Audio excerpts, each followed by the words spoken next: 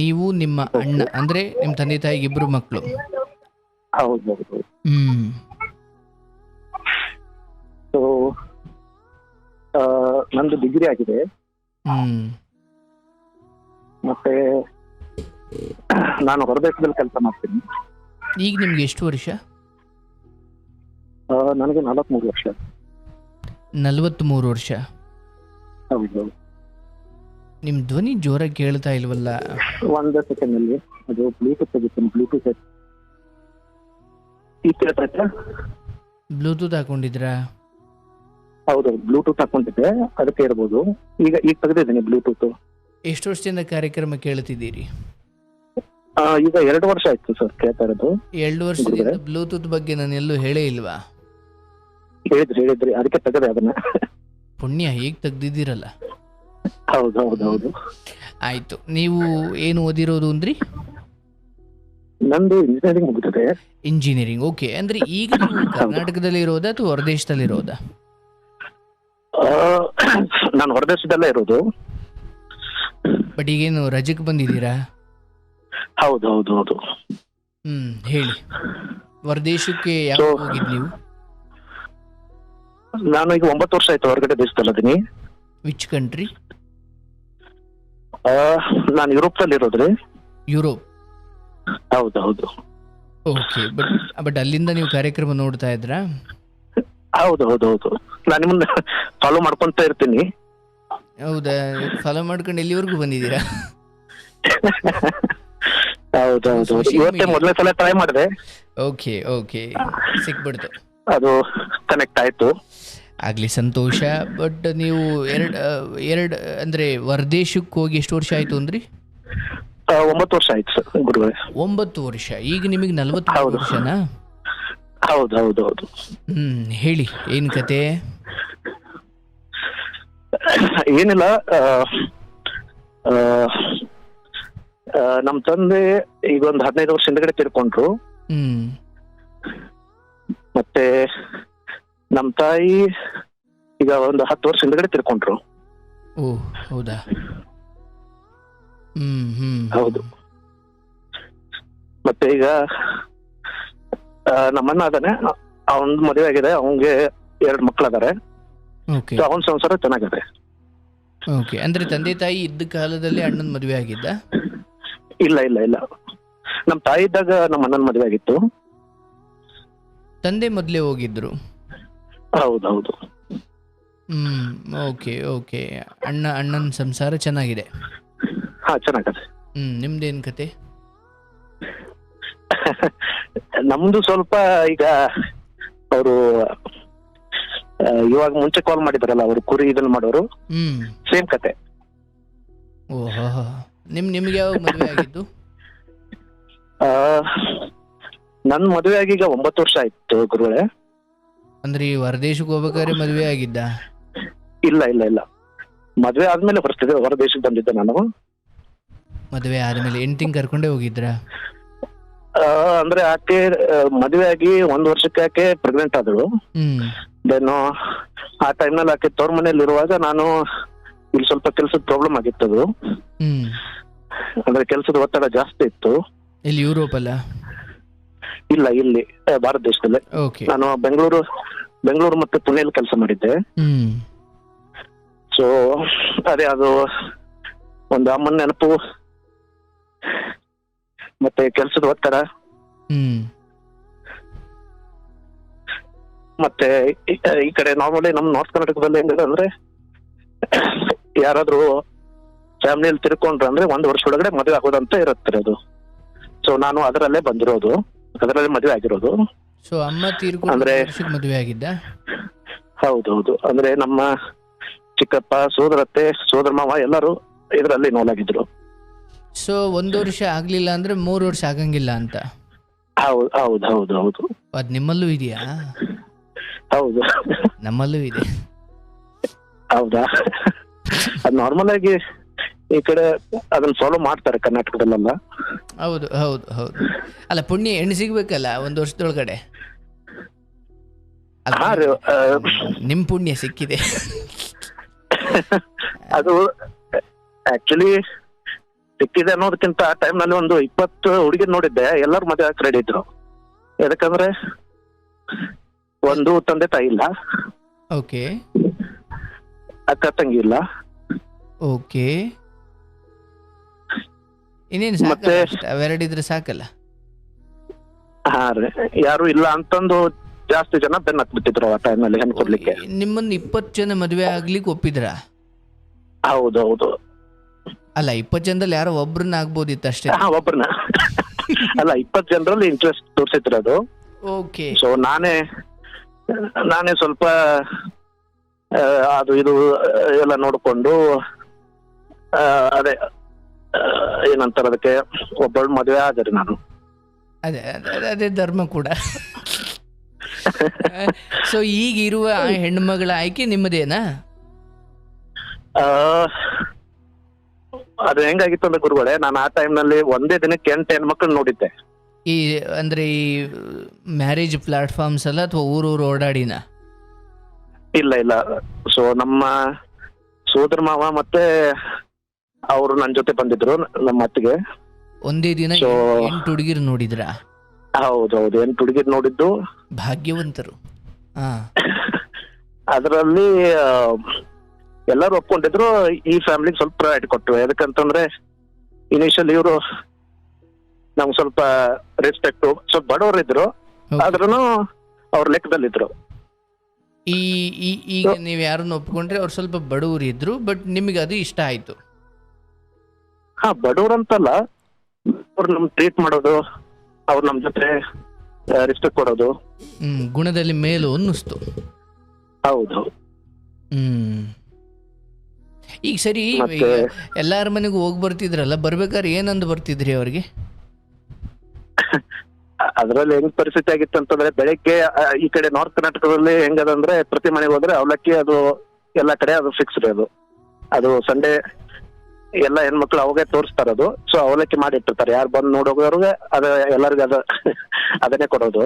ಅಂದ್ರೆ ತಟ್ಟೆಯಲ್ಲಿ ರೆಡಿ ಮಾಡಿ ಇಡ್ತಾರೆ, ನಿಮ್ಗೆ ಬೇಕಾದಷ್ಟು ತಾನು ತಿನ್ನೋದ, ಅಥವಾ ಅವ್ರಿಗೆ ಅವ್ರು ಹಾಕೊಡ್ತಾರ?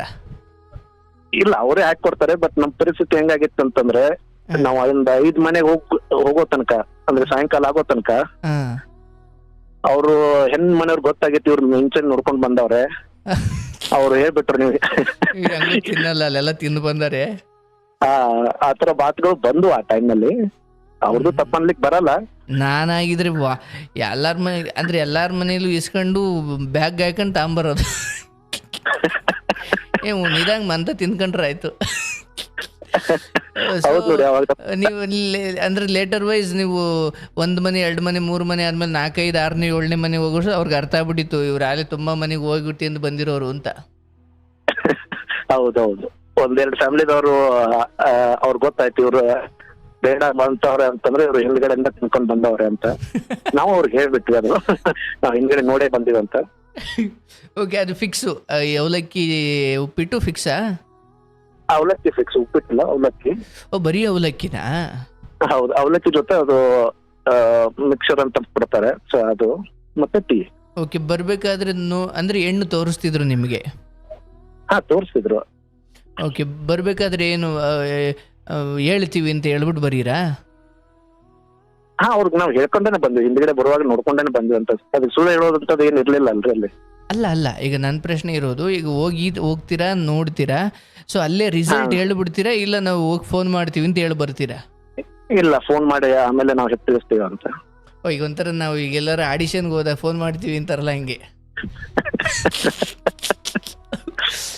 ನೋಡಿ, ನನಗೆ ನಿಮ್ಮ ಭಾಗ್ಯಗಳನ್ನ ನೆನ್ಸ್ಕೊಂಡ್ರೆ ನನಗೆ ಬಹಳ ಖುಷಿ ಆಯ್ತೈತಿ. ನೋಡಪ್ಪ, 8-7 ಮನೆ. ಈಗ ಸರ್, ಇಲ್ಲಿ ಎಂತೆಂಥ ಹುಡುಗರು ಬರ್ತಾರೆ ಅಂದ್ರೆ 8 ಮನೆ ಬೇಡ ಸೇ, ಅದರ 1 ಮನೆ ಕರೆದ್ರೆ ಸಾಕು.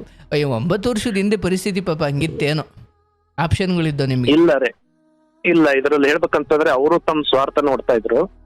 ಹೌದಾ? ಒಂದು ನನ್ನ ಸ್ಯಾಲರಿ ಚೆನ್ನಾಗಿತ್ತು, ದುಡಿಮೆ ಚೆನ್ನಾಗಿತ್ತು. ಹೌದು. ಸೊ ತಂದೆ ತಾಯಿ, ಅತ್ತೆ ಕಾಟ, ತಂದೆ ತಾಯಿ ಇಲ್ಲ, ನಾದ್ನಿ ಕಾಟ ಇಲ್ಲ. ನಾನು ಮತ್ತೆ ಬೆಂಗಳೂರು ಮತ್ತೆ ಪುಣೆಯಲ್ಲಿ ಇರ್ತಿದ್ದೆ. ನೀವು ಬೇಡ ಆಕಾಶ ಪ್ರಯಾಣ ಮಾಡೋರು. ಅದು ನಮ್ ಕೆಲಸ ಎಲ್ಲಿರುತ್ತೆ ಅಲ್ಲಿ ಹೋಗ್ಬೇಕಾಯ್ತು ಅದು. ಹೌದೌದೌದೌದು. ಸೊ So, ಆ ತರ ಇತ್ತು. ಲಾಸ್ಟ್ ಒಂದು ಹೆಣ್ಣು ಮಗಳು ಆಯ್ಕೆ ಮಾಡಿದ್ರಿ. ಹೌದೌದು, ಆಯ್ಕೆ ಮಾಡಿದ್ವಿ ಅದು. ಹ್ಮ್. ಸೊ ಮದುವೆ ಆಗಿ 1.5 ವರ್ಷ ಮಗು ಆಗೋ ತನಕ ಚೆನ್ನಾಗಿತ್ತು ಅದು. ಓಕೆ. ಮಗು ಆದ್ಮೇಲೆ ಚೇಂಜ್ ಆಯ್ತು. ಸೊ ನೀವು ಭಾರತದಲ್ಲೇ ಇದ್ರಿ ಆ ಸಮಯದಲ್ಲಿ 1 ವರ್ಷ? ಅಂದ್ರೆ ನಾನು ನಮ್ಮದು ಶ್ರೀಮಂತ ಕಾರ್ಯ ಮಾಡಿ ಆಕೆ ತಗೊಂಡ್ಮನೆ ಕಳಿಸಿದೆ. ಹ್ಮ್. ದೆನ್ ನಾನು ಅವಾಗ ಕೆಲಸ ಹುಡುಕ್ಲಿಕ್ಕಂತ ಹೋದ್ರಿ ಅಲ್ಲಿ ಯುರೋಪ್ಗೆ. ಹೌದೌದು. ಓಕೆ. ನನ್ಗೆ 6 ತಿಂಗಳ ತನಕ ಕೆಲಸ ಸಿಗ್ಲಿಲ್ಲ ಅಲ್ಲಿ. ಹ್ಮ್. ಯಾಕಂದ್ರೆ ಅಲ್ಲಿ ಭಾಷೆ ಸ್ವಲ್ಪ ಪ್ರಾಬ್ಲಮ್, ಅಲ್ಲಿ ಭಾಷೆ ಬರುತ್ತೆ ನಮಗೆ ಅಲ್ಲಿದು. ಇಂಗ್ಲಿಷ್ ಬಳಸಲ್ವಾ ಅಲ್ಲಿ? ಹಾ ರೀ, ಇಂಗ್ಲಿಷ್ ಬಳಸಲ್ವಾ? ಇಂಗ್ಲಿಷ್ ಬಳಸ್ತಾರೆ, ಆದ್ರೆ ಅವ್ರಿಗೆ ತಮ್ಮ ಭಾಷೆ ಮೇಲೆ ಜಾಸ್ತಿ ಸ್ವಾಭಿಮಾನ. ಸೊ ನೀವು ಅದನ್ನ ಕಲಿಬೇಕಿತ್ತಾ? ಹೌದು, ನನ್ಗೆ ಗೊತ್ತಿರಲಿಲ್ಲ ಅದು. ಅದೇ ಅದು ಸಡನ್ ಡಿಸಿಷನ್ ತಗೊಂಡಿರೋದು ಅಲ್ಲಿ ಟ್ರಾವೆಲ್ ಮಾಡ್ಬೇಕಂತ. ಯಾವ ಭಾಷೆ ಅದು? ನಾನ್ ಜರ್ಮನಿ ಇರೋದು, ಅಲ್ಲಿ ಜರ್ಮನ್ ಮಾತಾಡ್ತಾರೆ. Okay okay okay. ಸೊ ಅಲ್ಲಿ ಇಂಗ್ಲೀಷು ಎಲ್ಪಿಗೆ ಬರಲ್ವಾ ಮತ್ತೆ? ಬರುತ್ತೆ, ನಾನಿನ್ನು ಕಲಿತಾ ಇದ್ದೀನಿ ಅಲ್ಲಿ ಭಾಷೆ, ಆದ್ರೆ ಇಂಗ್ಲೀಷೇ ಇರುತ್ತೆ ಕೆಲಸ. ಅವ್ರಿಗೆ ಬಂದು ನನಗೆ ಬರ್ಬೇಕಲ್ಲ. ನಾನು ಕೇಳಿದ್ರೆ ಹಂಗೆ ಹೇಳ್ತಿದ್ದೆ ಅಂತ. ಓಕೆ. ಸೊ ಅಲ್ಲಿ ಭಾಷೆ ಒಂದು ಚೂರು ಕಲ್ತ್ರಿ? ಹಾ, ಕಲ್ತಿರೋದು. ದೆನ್ ಅದೇ ಸಮಸ್ಯೆ ಎಲ್ಲಿಂದ ಶುರುವಾಯ್ತು? ಸಮಸ್ಯೆ ಅಂತಂದ್ರೆ ಅದೇ ಆಕೆ ಡೆಲಿವರಿ ಆಗುವಾಗ ನಾನು ಆಕೆ ಜೊತೆನೆ ಇದ್ದೀರಿ 1.5 ತಿಂಗಳು. ಅಂದ್ರೆ ಡೆಲಿವರಿಗಿಂತ 1 ತಿಂಗಳು ಮುಂಚೆ, ಮತ್ತೆ ಡೆಲಿವರಿ ಆಗಿ 15 ಡೇಸ್. ಅವಳಿಗೆ ಗೊತ್ತಿರಲ್ಲ ನನ್ ಕೆಲಸ ಇಲ್ಲ ಅಂತ. ಓಕೆ. ಯಾಕಂದ್ರೆ ಅದು ನನ್ನ ಯುದ್ಧ. ಸೊ ನಾನೇ ಅದಕ್ಕೆ ಹೋರಾಡ್ಬೇಕು. ಸೊ ಆಯ್ತು, ಡೆಲಿವರಿ ಎಲ್ಲ ಚೆನ್ನಾಗಾಯ್ತು. ದೆನ್ ಡೆಲಿವರಿ ಆದ್ಮೇಲೆ 1 ತಿಂಗಳಿಗೆ ನಂಗೆ ಜಾಬ್ ಸಿಕ್ತ್ರಿ ಅದು. ಓ ಗ್ರೇಟ್. ಏನ್ ಗಂಡು ಮಗುನ? ಹಾ ರೀ, ಗಂಡು ಪಾಪುನ? ಹೌದು, ಗಂಡು ಪಾಪು ಆಯ್ತು. ಸೊ ಅದಾದ 1 ತಿಂಗಳಿಗೆ ನಿಮಗೆ ಕೆಲಸ ಸಿಕ್ತು ಯುರೋಪಲ್ಲಿ? ಹೌದೌದು. ನಾನು ಆಕೆ ಪ್ರೆಗ್ನೆನ್ಸಿಯಲ್ಲಿ ಬಂದಾಗ ನಾನು ಹುಡುಕ್ತಾ ಇದ್ದೆ ಕುತ್ಕೊಂಡು ಇಂಡಿಯಾದಲ್ಲಿಂದೇನೆ. ನಾನು ಹೆಂಗ್ ಮಾಡ್ಕೊಂಡಿದ್ರೆ ಡೆಲಿವರಿ ಆದ ನಂತರ ಅಲ್ಲಿ ಹೋಗಿ ಇಂಟರ್ವ್ಯೂ ಕೊಡೋ ತರ ಮಾಡ್ಕೊಂಡಿದ್ರಿ ಅದು. ಓಕೆ. ಸೊ ಅದೆಲ್ಲ ಮಗು ಎಲ್ಲ ಸರಿಯಾಗಾಯ್ತು, ಎಲ್ಲ ನನ್ನ ಕೈಯಲ್ಲೇ ಅದನ್ನ ನೋಡ್ಕೊಂಡು ಅದು ಡಿಸ್ಚಾರ್ಜ್ ಮಾಡಿ ಅವ್ರ ತವ್ರ ಮನೆಗೆ ಹೋದೋಡ್ರದು ಹಾಸ್ಪಿಟಲ್ ಇಂದ.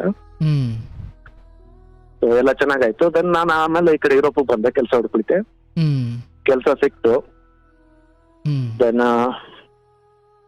ಅದು ಇದು ಯಾವಾಗಿನ ಮಾತಿದು 2018 ಮಾತು ಕೊನೆಗೆ, ನವೆಂಬರ್ ಟೈಮ್ಗೆ. ಆಮೇಲೆ ಏನಾಯ್ತು, 6 ತಿಂಗಳ ಕೆಲಸ ಆದ್ಮೇಲೆ ಮತ್ತೆ ಕೆಲಸ ಹೋಯ್ತು. ಮತ್ತೆ ಅದೇ ಯುದ್ಧ, ಮತ್ತೆ 4 ತಿಂಗಳು, ಮತ್ತೆ ಇನ್ನೊಂದು ಕೆಲಸ ಇಡ್ಲಿಕ್ಕೆ 4 ತಿಂಗಳು ಹಿಡಿತದು. ಬಟ್ ಇಲ್ಲಿ ಫೋನ್ ಮಾಡಿದ ಕೆಲಸ ಇದೆ ಅಂತಲೇ ಹೇಳ್ತಿದ್ರಿ? ಹೌದು. ಸೊ ಆಯ್ತು, ಕೆಲಸ ಮತ್ತೆ ಅದು ಸಿಕ್ತು. ಈಗ ಅದೇ ಕಂಪ್ನಿಯಲ್ಲಿ 7 ವರ್ಷ ಆಯ್ತು ಅದನ್ನ ನಾನು ಈಗ.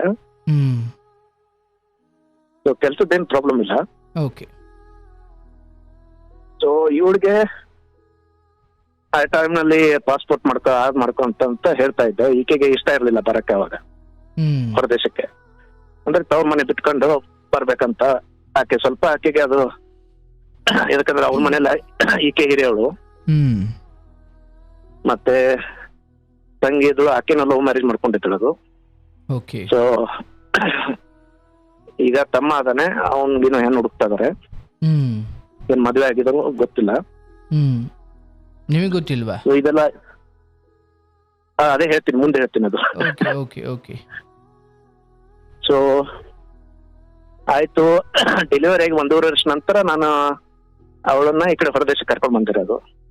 ಕರ್ಕೊಂಡು ಹೋದ್ರಿ? ಹಾ, ಅದು ಕರ್ಕೊಂಡ್ ಬರೋಕ್ಕಿಂತ ಮುಂಚೆನೂ ಅವರು ಕಂಡೀಷನ್ ಹಾಕಿದ್ರು. ನನ್ ಮಗಳ ಹೆಸರು ಮೇಲೆ 20 ಲಕ್ಷ ಇಡು, ಮಗನ ಹೆಸರು ಮೇಲೆ 20 ಲಕ್ಷ ಇಡು, ಈ ತರ ಏನೋ ಮಾಡಿದ್ರು ಅವರು. ನಾನ್ ಸುಮ್ನೆ ಇದ್ದೆ ಅವಾಗ. ಯಾಕಂದ್ರೆ ಈಗ ಅವ್ರದ್ದು ತಪ್ಪನ್ಲಿಕ್ಕೆ ಬರಲ್ಲ, ಅವ್ರ ಮಗಳದವ್ರು ಫ್ಯೂಚರ್ ವಿಚಾರ ಮಾಡ್ತಾ ಇದ್ರು ಏನೋ ಗೊತ್ತಿಲ್ಲ. ಹ್ಮ್ ಆಮೇಲೆ ಒಪ್ಕೊಂಡ್ರು, ಒಂದ್ 3 ಅವರು ಏನೇನೋ ಅಂದ್ರು. ಹ್ಮ್ ನಾನು ಸುಮ್ಮನೆ ಇದ್ದೆ. ಆಮೇಲೆ ಕರ್ಕೊಂಡ್ ಬಂದೆ. ಹ್ಮ್ 1.25 ವರ್ಷ ಚೆನ್ನಾಗಿದ್ದಾడు. ಯುರೋಪಲ್ಲಿ, ಐ ಮೀನ್ ಜರ್ಮನಿ. ಹಾ ಹೌದು. ಹ್ಮ್ ಅವಾಗ ನನ್ ಮಗನಿಗೆ 3 ವರ್ಷ ಆಗಿರ್ತದೆ ಅವಾಗ. 3 ವರ್ಷ ಆಗಿತ್ತು. ಹ್ಮ್ ಅವನ್ಗಲ್ಲಿ ಅದು 3 ವರ್ಷ ನಂತರ ಅದು ಕಿಂಡರ್ ಗಾರ್ಡನ್ ಅಂತ ಹಚ್ತಾರ. ಅದು ಹ್ಮ್ ಅಂದ್ರೆ ನರ್ಸರಿ ತರ ಒಂಥರ. ಓಕೆ. ಸೊ ಅವನ್ಗೆ ಅಲ್ಲಿ ಅಡ್ಮಿಷನ್ ಮಾಡಿತ್ತು. ಅವನದು ಡೈಲಿ ರೂಟೀನ್ ಸ್ಟಾರ್ಟ್ ಆಯ್ತು ಅವ್ರದ್ದು. ಹ್ಮ್ ದೆನ್ ಈ ಮಧ್ಯದಲ್ಲಿ 1.25 ವರ್ಷ ಹತ್ರ ನಾನು ಸ್ವಲ್ಪ ಅವ್ರ ಅಮ್ಮನ ಇಂಟರ್ಫರೆನ್ಸ್ ಜಾಸ್ತಿ ಇತ್ತು. ಅವ್ರದ್ದು ತಪ್ಪರ್ಲಿಕ್ಕೆ ಬರಲ್ಲ. ಹ್ಮ್ ಅದೇ ಅವ್ರ ಮಗ ಕಾಳಜಿ ಜಾಸ್ತಿ ಮಾಡ್ತಿದ್ರು ಫೋನ್ ಮೂಲಕ. ಫೋನ್ ಮೂಲಕ.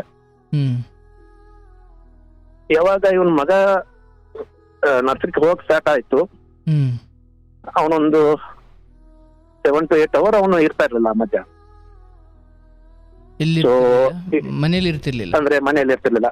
ಇವ್ರಿಗೆ ಅವಾಗ ಫ್ರೀ ಟೈಮ್ ಸಿಗೋದು. ಒಬ್ರೇ ಇರ್ತಿದ್ರು. ಹೌದು, ಒಬ್ಬರೇ ಇರ್ತಿದ್ರು. ಸೊ ಡೈಲಿ ಒಂದು 3 to 5 ಅವರ್ಸ್ ಡೈಲಿ ಕಾಲ್. ಅಮ್ಮನ ಜೊತೆ. ಅಮ್ಮನ ಜೊತೆ ಆಯ್ತು, ತಂಗಿ ಜೊತೆ ಆಯ್ತು. ಹ್ಮ್ ಸೊ ಯಾರ ಫ್ರೆಂಡ್ ಜೊತೆ ಮಾತಾಡಿದ್ರು. ನಾನು ಅದು ಕೆಳಕ್ ಹೋಗ್ಲಿಲ್ಲ. ಹ್ಮ್ ಆವಾಗಿಂದ ಬಿಹೇವಿಯರ್ ಸ್ಟಾರ್ಟ್ ಆಯ್ತು, ಚೇಂಜ್ ಆಗಿ ಸ್ಟಾರ್ಟ್ ಆಯ್ತು ಅವ್ರದ್ದು. ಹ್ಮ್ ಅಂದ್ರೆ ಅದ್ ನೀವು ಕೇಳಿರ್ಬೋದು ಇವ್ರನ್ನ ಈ ತರ. ಹ್ಮ್ ಗಂಡನ ಹತ್ರ ಬರೋದಿಲ್ಲ, ಸಪ್ರೇಟ್ ಟೈಮ್ ಮುಕ್ಕೊಳ್ಳೋದು. ದೆನ್ ನನ್ ಜೊತೆ ಇರ್ಬೇಕಂದ್ರೆ ದುಡ್ಡು ಕೊಡ್ಬೇಕು ಅದಕ್ಕೆ. ಈ ತರ ಎಲ್ಲ ಮಾತುಗಳು ಬರಕತ್ತವ್ರೆ. ಯಾವುದಕ್ಕೆ? ಅದೇ ಈಗ ನನ್ ಜೊತೆ ಸೇರ್ಬೇಕಂದ್ರೆ ದುಡ್ಡು ಕೊಡ್ಬೇಕು, ಜೊತೆ ಮಲಗೋಕ್ಕೂ ದುಡ್ಡು ಕೊಡಬೇಕು. ಹೌದೌದು. ನೇರವಾಗಿ ಕೇಳ್ತಿದ್ರು ಅದನ್ನ. ಹೌದು. ನಿಮಗೆ ಶಾಕ್ ಆಗಿರ್ಬೇಕಲ್ಲ? ಶಾಕ್ ಆಗಿತ್ತು. ನಾನು ಬೈದೆ, ಅದು ಇದೇನ್ ಮಾತಾಡ್ತಾ ಇದೆ ಅಂತ. ಆಮೇಲೆ ಅದು 3-4 ಸಲ ಆದ್ಮೇಲೆ ಅದು ಮಾತಾಡೋದು ಬಂದ್ ಮಾಡಿದ್ವಿ. ಇದನ್ನು ಅದೇ ಟೈಮ್ ನಲ್ಲಿ ನಾನು ಕೇಳ್ಪಟ್ಟಿದ್ದೆ, ಅವಳಿಗೆ ನನ್ನ ವಾಯ್ಸ್ ಗೊತ್ತಿರ್ಲಿಲ್ಲ, ಸ್ಪೀಕರ್ ನಲ್ಲಿ ಅದೇ ಅಂತ. ಅವ್ರಮ್ಮ ಇವಳಿಗೆ ಹೇಳ್ತಾ ಇದ್ರೆ, ನಿನ್ ಗಂಡನ ಹತ್ರ ಎಷ್ಟು ಗೋಲ್ಡ್ ಆಗತ್ತೆ ಅಷ್ಟು ಮಾಡ್ಕೊಂಡ್ಬಿಡು ಅಂತ. ಎಷ್ಟು ಗೋಲ್ಡ್? ಅಂದ್ರೆ ಒಂದ್ ಕಡೆಯಿಂದ ಎಷ್ಟಾಗತ್ತೆ ಅಷ್ಟು ಉಚ್ಕೊಂಡ್ಬಿಡು ಅಂತ. ಓಕೆ. ನಾನು ಇವಳ ಪಕ್ಕನ ಇದ್ದಲ್ಲಿ ಕೇಳಿದೆ, ಇದೆಲ್ಲ ಮಾತಾಡ್ತೀಯ ಅಂತ ಕೇಳಿದೆ. ಗಪ್ಪ ಆಗ್ಬಿಟ್ಲು ಅವಾಗ. ಆಮೇಲೆ ಅದೇ ಸ್ಲೋ ಆಗಿ ಸ್ಟಾರ್ಟ್ ಆಯ್ತು ಅದು. ಬೇರೆ ರೂಮ್ ನಲ್ಲಿ ಮಕ್ಕಳೋದು, ದೆನ್ ಸರಿಯಾಗಿ ಮಾತಾಡೋದಿಲ್ಲ.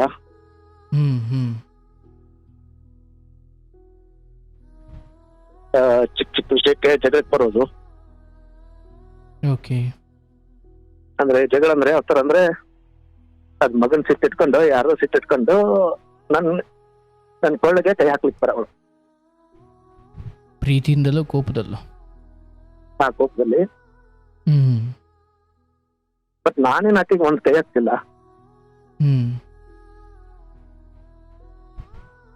ಬಟ್ ಆಮೇಲೆ ಹೇಳಿದೆ ಆಕೆಗೆ, ಇದೆಲ್ಲ ಮಾಡ್ಬೇಡ, ಸರಿಯಾಗಲ್ಲ ಅಂತ.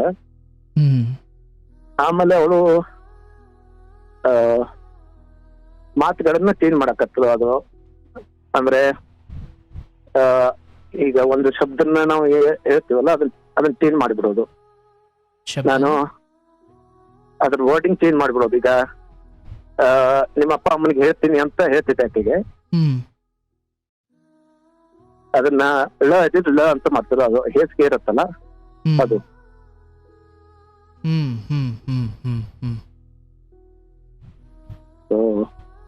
ಸೊ ಒಟ್ಟಾರೆ ಅಗೌರವ ತೋರಿಸ್ಲಿಕ್ಕೆ ಎಲ್ಲೆಲ್ಲಿ ಸಾಧ್ಯವೋ ಅಲ್ಲೆಲ್ಲ ತೋರಿಸ್ತಾ ಇದ್ರು. ಹೌದೌದು. ಒಂದು ಅದೇ ಡಿಸ್ರೆಸ್ಪೆಕ್ಟ್ ಇತ್ತು, ಮತ್ತೆ ಎಲ್ಲ ಮುಚ್ಚಿಟ್ಕೊಳ್ತಾ ಇದ್ರು ತನ್ನ ಮನಸ್ಸಿನಲ್ಲಿ ಅವ್ರು ಏನೇನಿರೋದೆಲ್ಲ. ಬಟ್ ನಮ್ಮ ಮನೆದೆಲ್ಲ ಅಲ್ಲ ಹೋಗ್ತಿತ್ತು. ಸೊ ಅದೇ ಹೋಗೋಕ್ಕಿಂತ ಒಂದು 6 months ಮುಂಚೆ ಇವೆಲ್ಲ ಮಾಡಿರೋದು. ನಾನು ಹೇಳ್ತಿದ್ದೆ, ನೀನ್ ಇದೆಲ್ಲ ಮಾಡ್ತಾ ಕಾಣ್ತಾ ಐತೆ ಸರಿಯಾಗಿ, ಗಂಡನ ಜೊತೆ ಸರಿಯಾಗಿ ಇದನ್ ಮಾಡಲ್ಲ, ಜಗಳ ಮಾಡೋದು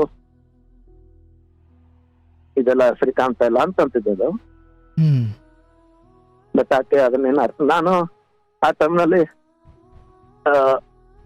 ಮಗನ್ ಇದ್ರ ಸಲ ಮಾಡ್ತಾ ಇರ್ಬೋದು, ಯಾಕಂದ್ರೆ ಮಗ ಅವಾಗ ನರ್ಸರಿ ಹೋಗ್ತಿದ್ದ, ಅವನೇನು ಅಡ್ಜಸ್ಟ್ ಆಗ್ತಾ ಇದ್ದ. ಸೊ ಅದು ಅಂತ ತಿಳ್ಕೊಂಡು ನಾನು ತಪ್ಪಿದ್ದೆ, ಸುಮ್ಮನೆ ಇದ್ದೆ ನಾನು ಅವಾಗ. ಬಟ್ ಆಮೇಲೆ ಏನಾಯ್ತು, ಆಕೆ ಟಾರ್ಚರ್ ಜಾಸ್ತಿ ಆಯ್ತು. ದೆನ್ ಆಕೆದು ಟಾರ್ಚರ್ ಸ್ವಲ್ಪ ಜಾಸ್ತಿ ಆಯ್ತು, ಮೆಂಟಲ್ ಹರಾಸ್ಮೆಂಟ್, ಚಿಕ್ಕ ಚಿಕ್ಕ ವಿಷಯಗಳ. ದೆನ್ ಇದಕ್ಕೆ ಏನಂತಾರೆ ಅದಕ್ಕೆ ಜಾಸ್ತಿ ಆಯ್ತು. ದೆನ್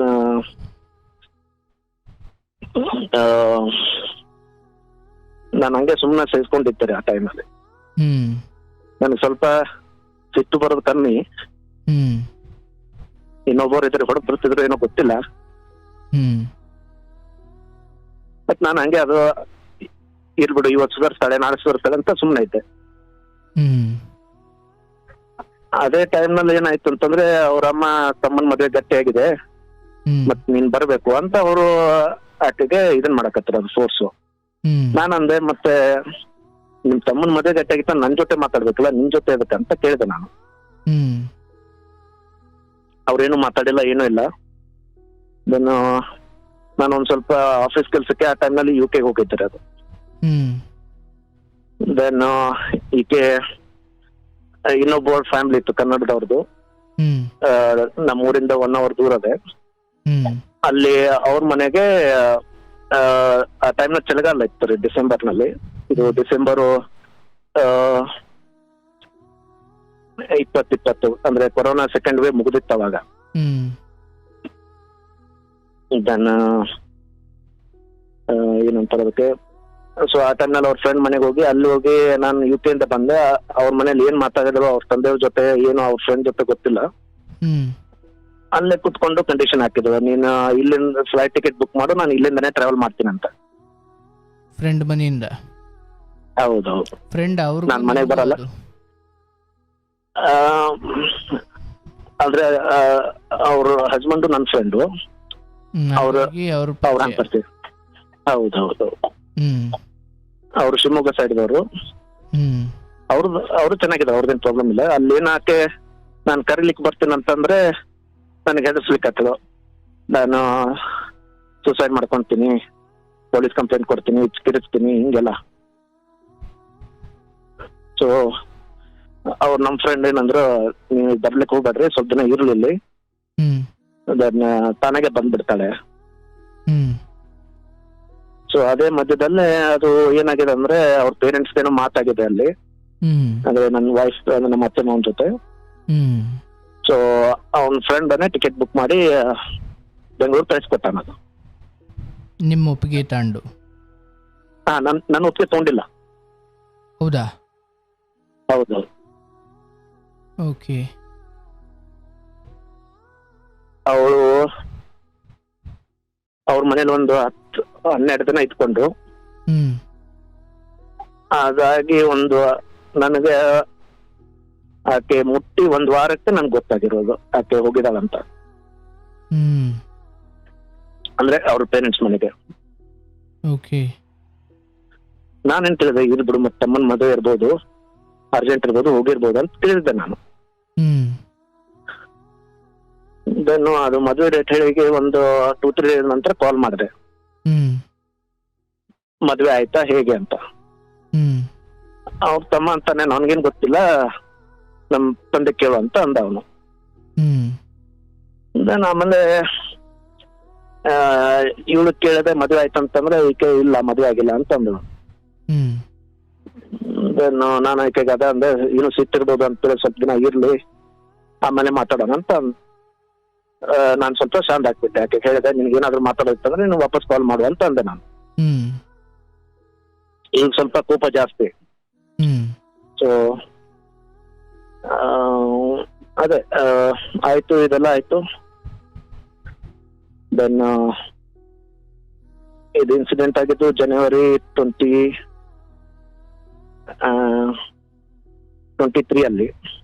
ಹ್ಮ್ ಸೊ ಆಮೇಲೆ ಒಂದು 2-3 ಮಂತ್ಸ್ ನಂತರ ಅದೇ ಕೋರ್ಟ್ ಕೇಸ್ ಮಾಮೂಲಿ, ನನ್ನ ಗಂಡ ಹೊರಗೆ ಹಾಕಿದ, ನಮ್ಗೆ ಊಟ ಕೊಡ್ತಾ ಇಲ್ಲ, ಹ್ಮ್ ನಮ್ಗೆ ಖರ್ಚಿಗೆ ದುಡ್ಡು ಬೇಕು, ಈ ತರ ಎಲ್ಲ.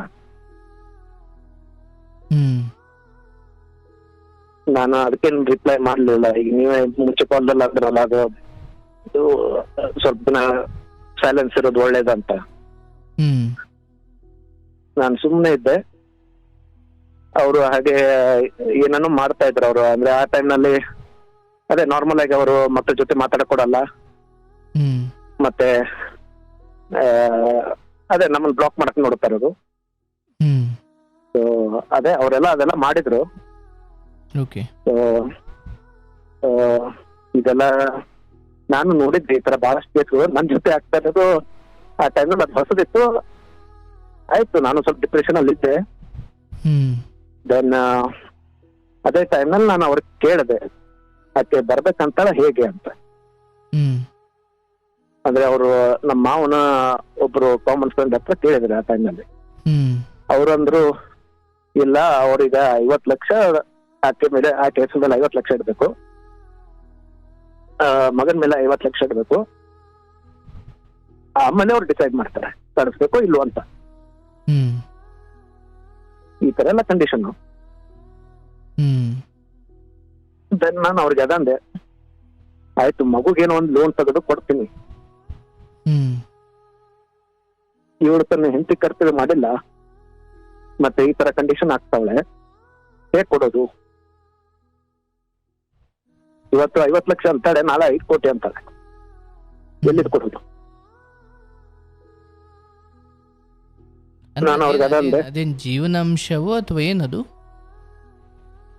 ಅದು ಜೀವನಾಶ ಅಂತಲ್ಲ, ಅವ್ರ ಸೇಫ್ಟಿಗೆ, ಮಗಳ ಸೇಫ್ಟಿಗೆ. ಅಂದ್ರೆ ಅಷ್ಟೊಂದು ಕೇಳಲಿಕ್ಕೆ ನಿಮ್ಗೆ ತುಂಬ ಸಂಬಳ ಬರುತ್ತೆ ಅಥವಾ ತುಂಬ ಏನೋ ಐತೆ ಅನ್ನೋದು ನೀವೇನು ತೋರಿಸ್ಕೊಂಡಿದ್ರೆ ಏನದು? ಇಲ್ಲ, ಅದು ಹೆಂಗೈತಂತಂದ್ರೆ, ಅವ್ರ ಊರಿಂದ ಆ ಕಡೆ ಸೈಡ್ ಹೊರದೇಶ ಹೋಗಿದಾರ ಅದಾರೆ, ಅವ್ರು ಅಲ್ಲಿ ಹೇಳಿರ್ತಾರೆ ಇವನಿಗೆ ಎಲ್ಲಾರ್ದು ಇಷ್ಟು ದುಡ್ಡು ಇರುತ್ತೆ ಇಷ್ಟು ಇರುತ್ತೆ ಅಂತ. ಅದನ್ನ ಕೇಳ್ಕೊಂಡು ಅವ್ರು ಅದನ್ನ ಮಾಡಿರ್ತಾರೆ. ಅದನ್ನ ಆ ತರ ಕೇಳ್ತಾರೆ. ಅದು ಸೊ ಹೊರದೇಶದಲ್ಲಿರೋದು ಅಂದಾಗ ಇಂಥದ್ದೊಂದು ಯೋಚನೆ ಎಲ್ರಿಗೂ ಇರುತ್ತೆ. ಹೌದು ಹೌದು. ತುಂಬ ಮಡಿಗೇರಿ ಅಂತ. ಸೊ ಆ ಧೈರ್ಯದ ಮೇಲೆ, ಆ ಹಿನ್ನೆಲೆಯಲ್ಲಿ 50 ಲಕ್ಷ ಮಗಳಿಗೆ, ಮಗುಗೆ ಹೌದು ಲೋನ್ ತೆಗೆದು ಮಗುಗೆ ಇಡ್ತೀನಿ, ಆದರೆ ಇವಳು ಹೆಂಡತಿಯಾಗಿ ತನ್ನ ಕರ್ತವ್ಯನೇ ಆಕೆ ಮಾಡಲ್ಲ, ಇವಳನ್ನ ಯಾವ ನಂಬಿ ಹೆಂಗಿಡ್ಲಿ ಅಂತ ನೀವು ಕೇಳಿದ್ರಿ. ಹೌದು. ಅಲ್ಲ, ಈಗ 50 ಲಕ್ಷ ಅಂತಾರೆ, ಇನ್ನೊಂದು ವರ್ಷಕ್ಕೆ ಮತ್ತೆ ಬೇರೆ ಏನೋ ಒಂದು ಅನ್ಬೋದಲ್ಲ. ಯಾಕಂದ್ರೆ ಒಂದು ಗಂಡು ಹೆಣ್ಣಿನ ಮಧ್ಯೆ ರಿಲೇಷನ್ ದುಡ್ಡು ಮೇಲೆ ಇರಬಾರ್ದು, ಅದು ಪ್ರೀತಿ ನಂಬಿಕೆ ಮೇಲೆ ಇರಬೇಕು. ಯಾವಾಗ ಮಲ್ಗಕ್ಕೆ ದುಡ್ಡು ಆಯ್ತು ಅವಾಗಲೇ ಹೃದಯ ಹೊಡೆದೋಯ್ತು. ಹೌದು. ಇನ್ನು ಇದು ಕೇಳ್ದೆ ಅಂದ್ರೆ ಆಕೆ ಆ ಟೈಮ್ ನಲ್ಲಿ 6 ತಿಂಗಳು ಆಕೆ ಪ್ರಿಪರೇಷನ್ ಮಾಡ್ತಾ ಇದ್ರು ಕಿತ್ಕೊಂಡು ಹೋಗ್ಲಿಕ್ಕೆ. ಓಹೋ. ನಾನು ಆ ಟೈಮ್ ನಲ್ಲಿ ಅದು ನೀವ್ ಅಂತೀರ, ಅದು ಗಿಳಿ ಬಾಗಲ ತೆಗೆದು ಬಂದ್ರೆ ನಮ್ದದು, ಹೋಯ್ತು ಅಂತಂದ್ರೆ ನಮ್ದಲ್ಲ. ತನ್ನ ಬೇರ್ ಸಮೇತ ಕಿತ್ಕೊಂಡು ರೆಡಿ ಆಯ್ತಾ ಇತ್ತು. ಅವಳು ರೆಡಿ ಅವಳೆ ಯಾಕೆ. ಸೊ ಇಲ್ಲ ಕಡೆಗೆ ಆಮೇಲೆ ಅದೇ ನನ್ಗದು ಗೊತ್ತಾಯ್ತು, ಅವ್ರು ಮಗನ್ ಮುಂದಿಟ್ಕೊಂಡು ಅವರು ಅದನ್ನ ವೆಪನ್ ತರ ಯೂಸ್ ಮಾಡ್ತಾವ್ರೆ ಅಂತ. ನಾನು ಅವಾಗ ಸುಮ್ಮನೆ ಆಗ್ಬಿಟ್ಟೆ. ಯಾಕಂದ್ರೆ ಒಂದ್ಸಲ ಏನಾಗಿತ್ತಂದ್ರೆ, ನಾನು ಹಾಗೆ ಕಾಲ್ ಮಾಡಿದ್ದಾರೆ ಅವ್ರ ನಂಬರ್ಗೆ. ಅದು ನನ್ ಮಗ ತಗೊಂಡ್ ಮಾತಾಡ್ತಾ ಇದ್ದ, ಬಂದ್ ಕಟ್ ಮಾಡಿದ್ರು. ಅದು ಯಾರು ಮಾಡಿದ್ರು ಗೊತ್ತಿಲ್ಲ, ಅವ್ರ ಮನೆಯವ್ರು ಯಾರು ಇರ್ಬೇಕು. ಈಕೆನೆ ನನ್ನ ಹೆಂಡತಿನೇ ಇರ್ಬೋದು, ಅವ್ರ ಮನೆಯವ್ರು ಇರ್ಬೋದು ಯಾರಾದ್ರು. ನನ್ಗೆ ಅವಾಗ ಗೊತ್ತಾಯ್ತು ಇದು ಬೇರೆ ದಾರಿಯಲ್ಲಿ ಹೋಗ್ತಾ ಇದೆ ಅಂತ. ಯಾಕಂದ್ರೆ ಈ ತರ ನಾನು ಒಂದು 3-4 ಜನ ಜೊತೆ ಮಾತಾಡಿದ್ದಾರೆ ಈ ತರ ಕೇಸ್ ಆಗಿರೋದು. ಅಂದ್ರೆ ಮಗು ಆಗ್ಬಿಡೋದು, ತವ್ರ ಮನೇಲಿ ಬಿಡೋದು, ಕಂಡೀಷನ್ ಹಾಕೋದು ಗಂಡರಿಗೆ. ನಾನು ಅದಕ್ಕೆ ಸುಮ್ಮನೆ ಕುಂತ್ಬಿಟ್ಟೆ. ಆ ಟೈಮಲ್ಲಿ ಏನು ರಿಯಾಕ್ಟ್ ಮಾಡಲಿಲ್ಲ. ನನಗೆ ನಿಮ್ ತರ ಒಬ್ರು ಗುರುಗಳು ಸಿಕ್ಕರು, ಅವ್ರು ಅದೇ ಅಂದ್ರು, ಸುಮ್ಮನೆ ಇರು ನೀನು, ಟೈಮ್ ಮೇಲೆ ಬಿಟ್ಬಿಡು. ಬಟ್ ಅದನ್ನ ಮಗನ್ ಜೊತೆ ಅಟ್ಯಾಚ್ಮೆಂಟ್ ಇರುತ್ತಲ್ರಿ.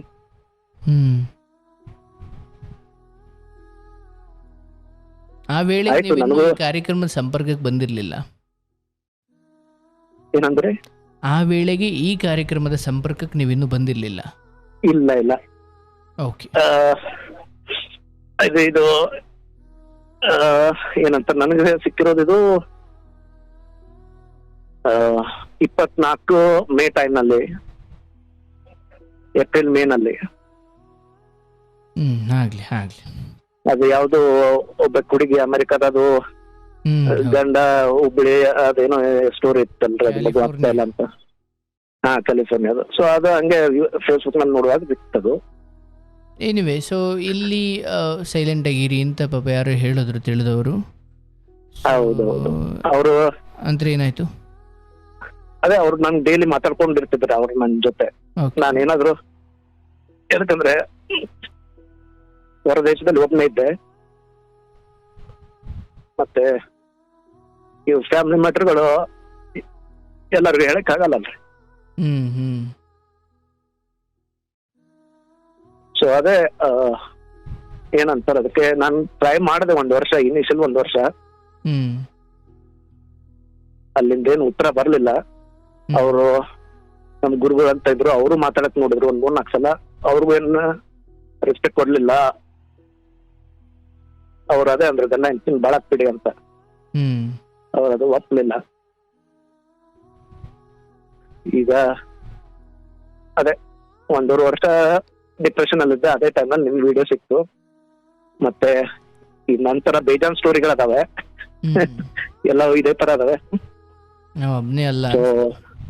ನಾನು ಒಬ್ನೇ ಅಲ್ಲ. ಮತ್ತೆ ಅವಾಗಿಂದ ನಾನು ನಂದು ಹೆಲ್ತ್ ಆಯ್ತು, ನಂದು ಜಾಬ್ ಆಯ್ತು, ಮತ್ತೆ ಟ್ರಾವೆಲಿಂಗು, 4 ಜನ ಫ್ರೆಂಡ್ಸ್ ಮಾಡ್ಕೊಡೋದು, ಆ ತರ ಮಾಡಕ್ ಸ್ಟಾರ್ಟ್ ಮಾಡಿದೆ. ನಾನು ಸ್ವಲ್ಪ ಹೊರಗಡೆ ಒಂದ್ ಸ್ವಲ್ಪ ಬೆರೆಯಕ್ ಸ್ಟಾರ್ಟ್ ಆದೆ. ಅಲ್ಲೆಲ್ಲೂ ನಾನು ಮದುವೆ ಆಗೈತೆ, ಮಗು ಆಗೈತೆ ಅಂತ ನಾನು ಏನು ಮಾತಾಡ್ಲಿ. ನಾನು ಸಿಂಗಲ್ ಅದೀನಿ ಅಂತ ಹೇಳ್ಕೊಂಡಿದ್ದೆ. ಹೇಳ್ತಂತ ಮತ್ತೆ ಅಲ್ಲಿ ಅದೇ ಕ್ವಶನ್ ಬರುತ್ತೆ, ಹೆಂಡತಿ ಮಕ್ಕಳೆಲ್ಲ ಅವರೇ ಮತ್ತೆ ಅದೇ ರಿಪೀಟ್ ಮಾಡ್ಕೊಂತ ಕೊಡ್ಬೇಕದು. ಅದೇ ಆತರ ಆಗಿ ಈಗ ಆಲ್ಮೋಸ್ಟ್ 3.5 ವರ್ಷ ಆಗಿದ್ರಿ ಈಗ ಆಗಿ. ದೂರ ಆಗಿ ನನಗೆ ದೂರ ಆಗಿ 3 ವರ್ಷ. ದೂರ ಆಗಿ 3.5 ವರ್ಷ ಆಗಿದ್ರಿ.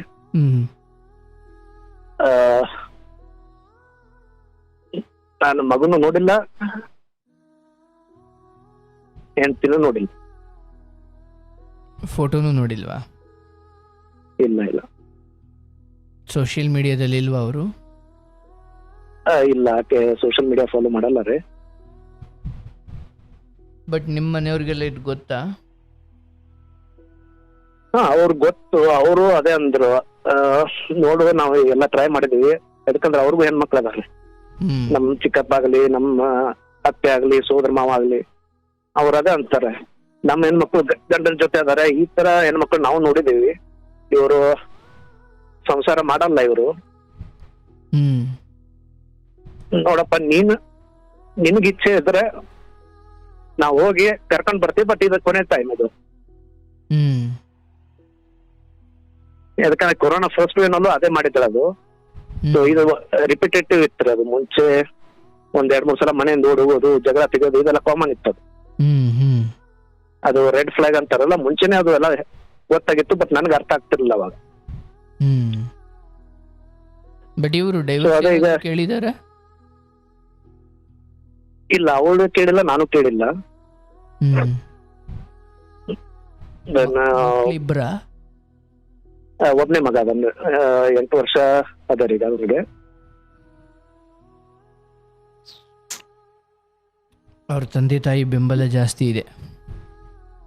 ಅವ್ರದ್ದು ಅದೇ, ಅವ್ರದ್ದು ತಪ್ಪನ್ಲಿಕ್ ಬರಲ್ಲ. ಮೋಸ್ಟ್ಲಿ ಮೊಮ್ಮಗನ ಆಸೆ ಸಲಾಗಿ ಅಂತ ಇರ್ಬೋದು ಅವ್ರಿಗೆ. ತಪ್ಪನ್ಲಿಕ್ ಬರಲ್ವಾ? ಹೌದಾ? ಏನಂದ್ರಿ? ತಪ್ಪನ್ಲಿಕ್ ಬರಲ್ವಾ? ಮೊಮ್ಮಕ್ಳ ಮೇಲೆ ಆಸೆಗೆಲ್ಲ ಅಜ್ಜಿ ತಾತ ಹೆಂಗೆ ಮಾಡಿದಾರ? ಯಾವುದನ್ನ ನೇರವಾಗಿ ತಪ್ಪು ಅನ್ಬೇಕು, ಆ ಪಕ್ಕದಲ್ಲಿ ತಪ್ಪನ್ಲಿಕ್ಕೆ ಬರಲ್ಲ ಅಂತ ಸೇರಿಸಬಾರ್ದು. ಧರ್ಮದಲ್ಲಿ ಶಾಮೀಲಾದಂಗೆ, ಅದು ಅಧರ್ಮದಲ್ಲಿ ಶಾಮೀಲಾದಂಗೆ. ಈಗ ನಡೀತಾ ಇರೋದು ಅದೇ ಅಂತ. ಅರೆ, ನಿಮ್ಮ ಚಿಕ್ಕಪ್ಪ ಅಥವಾ ಅವರೆಲ್ಲ ಹಂಗೆ ಮಾಡಿದಾರ? ಮತ್ತು ನಡೀತಾ ಇರೋದು ಅದೇ ಅನ್ನೋದಾದ್ರೆ ನಿಮ್ಮ ಚಿಕ್ಕಪ್ಪರು ಅದನ್ನೇ ಮಾಡಿರ್ಬೇಕಲ್ಲ? ಮಾಡಿಲ್ಲ ಅಲ್ಲ? ಇಲ್ಲ ಮಾಡಿಲ್ಲ. ಹಾಂ, ಮತ್ತು ನಡೀತಾ ಇರೋದು ಅದೇ ಹೇಗೆ? ಎಲ್ಲೋ ಇಂಥ ಈ ರೀತಿ ನೀತಿ ಗೆಟ್ಟವು ಅಂತ ಇರ್ತಾವಲ್ಲ, 100ರಲ್ಲಿ 20 ನಡೀತಾವೆ. 80 ಇನ್ನೂ ಒಳ್ಳೇದಿರೋದಕ್ಕೆ ಸರ್ ಜಗತ್ತಿನ್ನೂ ಒಂದು ಸ್ವಲ್ಪ ನೆಮ್ಮದಿಯಾಗಿರೋದು. ಹೌದು. ಬಟ್ ಏನಂದ್ರೆ ನಮ್ಗೆ ದುರಂತ ಈ 20 ನಮ್ಮ ಕಣ್ಣಿಗೆ ಬೀಳೋದ್ರಿಂದ ಜಗತ್ತೇ ಹಿಂಗೈತೆ ಏನೋ ಅನ್ಸ್ಬಿಡುತ್ತೆ ಅಷ್ಟೇ.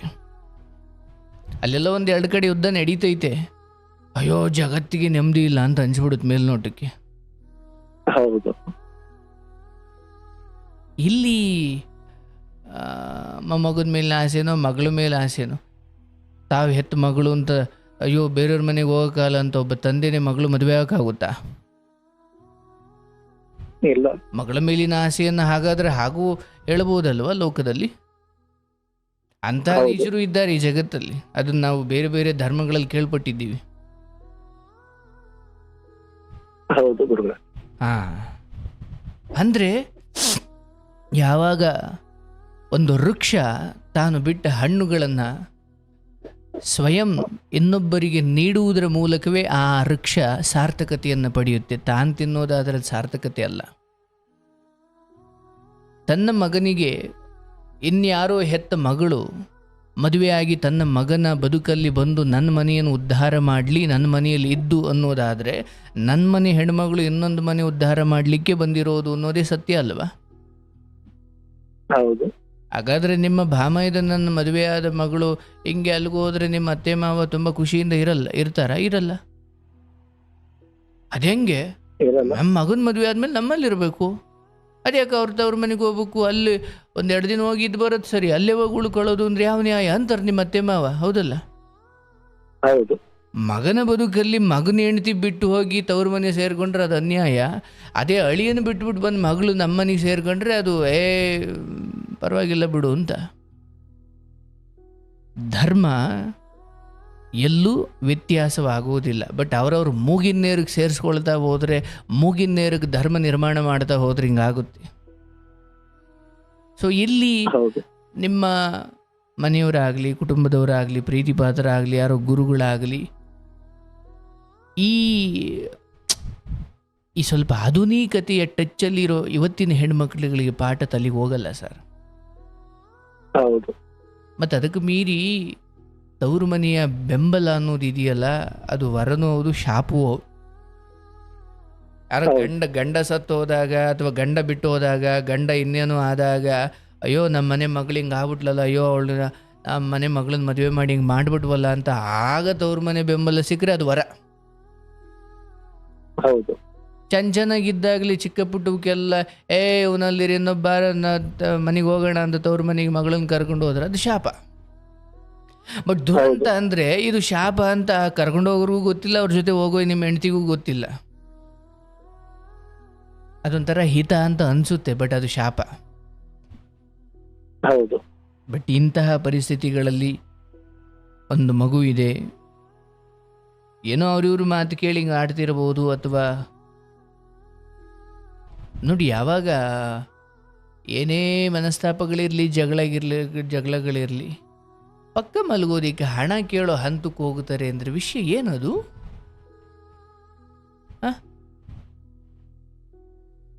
ದುರಂತರ ಇದು. ಮತ್ತೆ ಅವ್ರ ಹೆಂಡತಿ ಹೇಗಾಗ್ತಾರ? ಅವಳು ಅದೊಂದು ಹೇಳ್ತಿದ್ರಿ, ನಾನಾಗ್ಲಿ ನಮ್ಮ ಮನೆಯವರಾಗ್ಲಿ ಮದುವೆ ಆಗಿರೋದು ದುಡ್ಡು ನೋಡಿ ಮದುವೆ ಆಗಿದೀವಿ ಅಂತ. ಮತ್ತೆ ಮಧ್ಯದಲ್ಲಿ ಮಾತಾಡ್ತಿದ್ರು. ಕೊಟ್ಟಾಯ್ತಲ್ಲ, ಇನ್ನೇನಿದೆ ಅಲ್ಲಿ ಗೊಂದಲ? ಹೌದು. ಆಕೆ ಮುಂಚೆ ಹೇಳ್ತಿದ್ರು, ನಾನು ಬಿಟ್ಟು ಹೋಗ್ಬಿಡ್ತೀನಿ ನಿನ್ನ, ಅದು ಹೇಳ್ಕೊಂಡು ಎಷ್ಟೋ ಸಲ ಇದಾವ, ನಾನು ಇರ್ಬೋದು ಅಂತ ನಾನು ಸುಮ್ಮನೆ ಇದ್ದೆ. ಅದು ಹಾಗೆ ಸಿಟ್ಟನ್ನು ಕೋಪದಲ್ಲಿ ಮಾತಾಡ್ತಾವಳೆ ಅಂತ. ಬಟ್ ಅದು ಅದ್ರ ಹಿಂದ್ ಮೀನಿಂಗ್ ಇತ್ತಂತ ಈಗ ಗೊತ್ತಾಗ್ತದೆ. ಅಯ್ಯಪ್ಪ,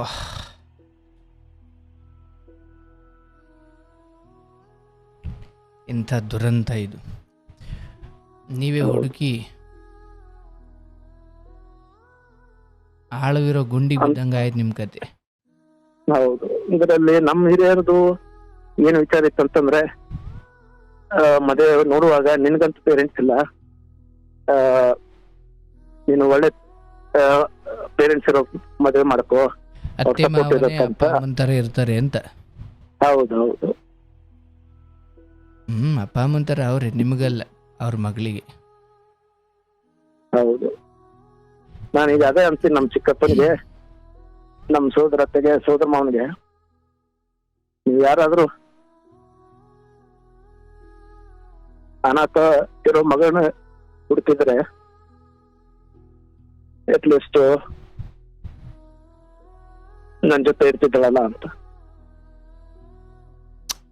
ಇರಲಿ, ದುಃಖ ಪಡಬೇಡಿ.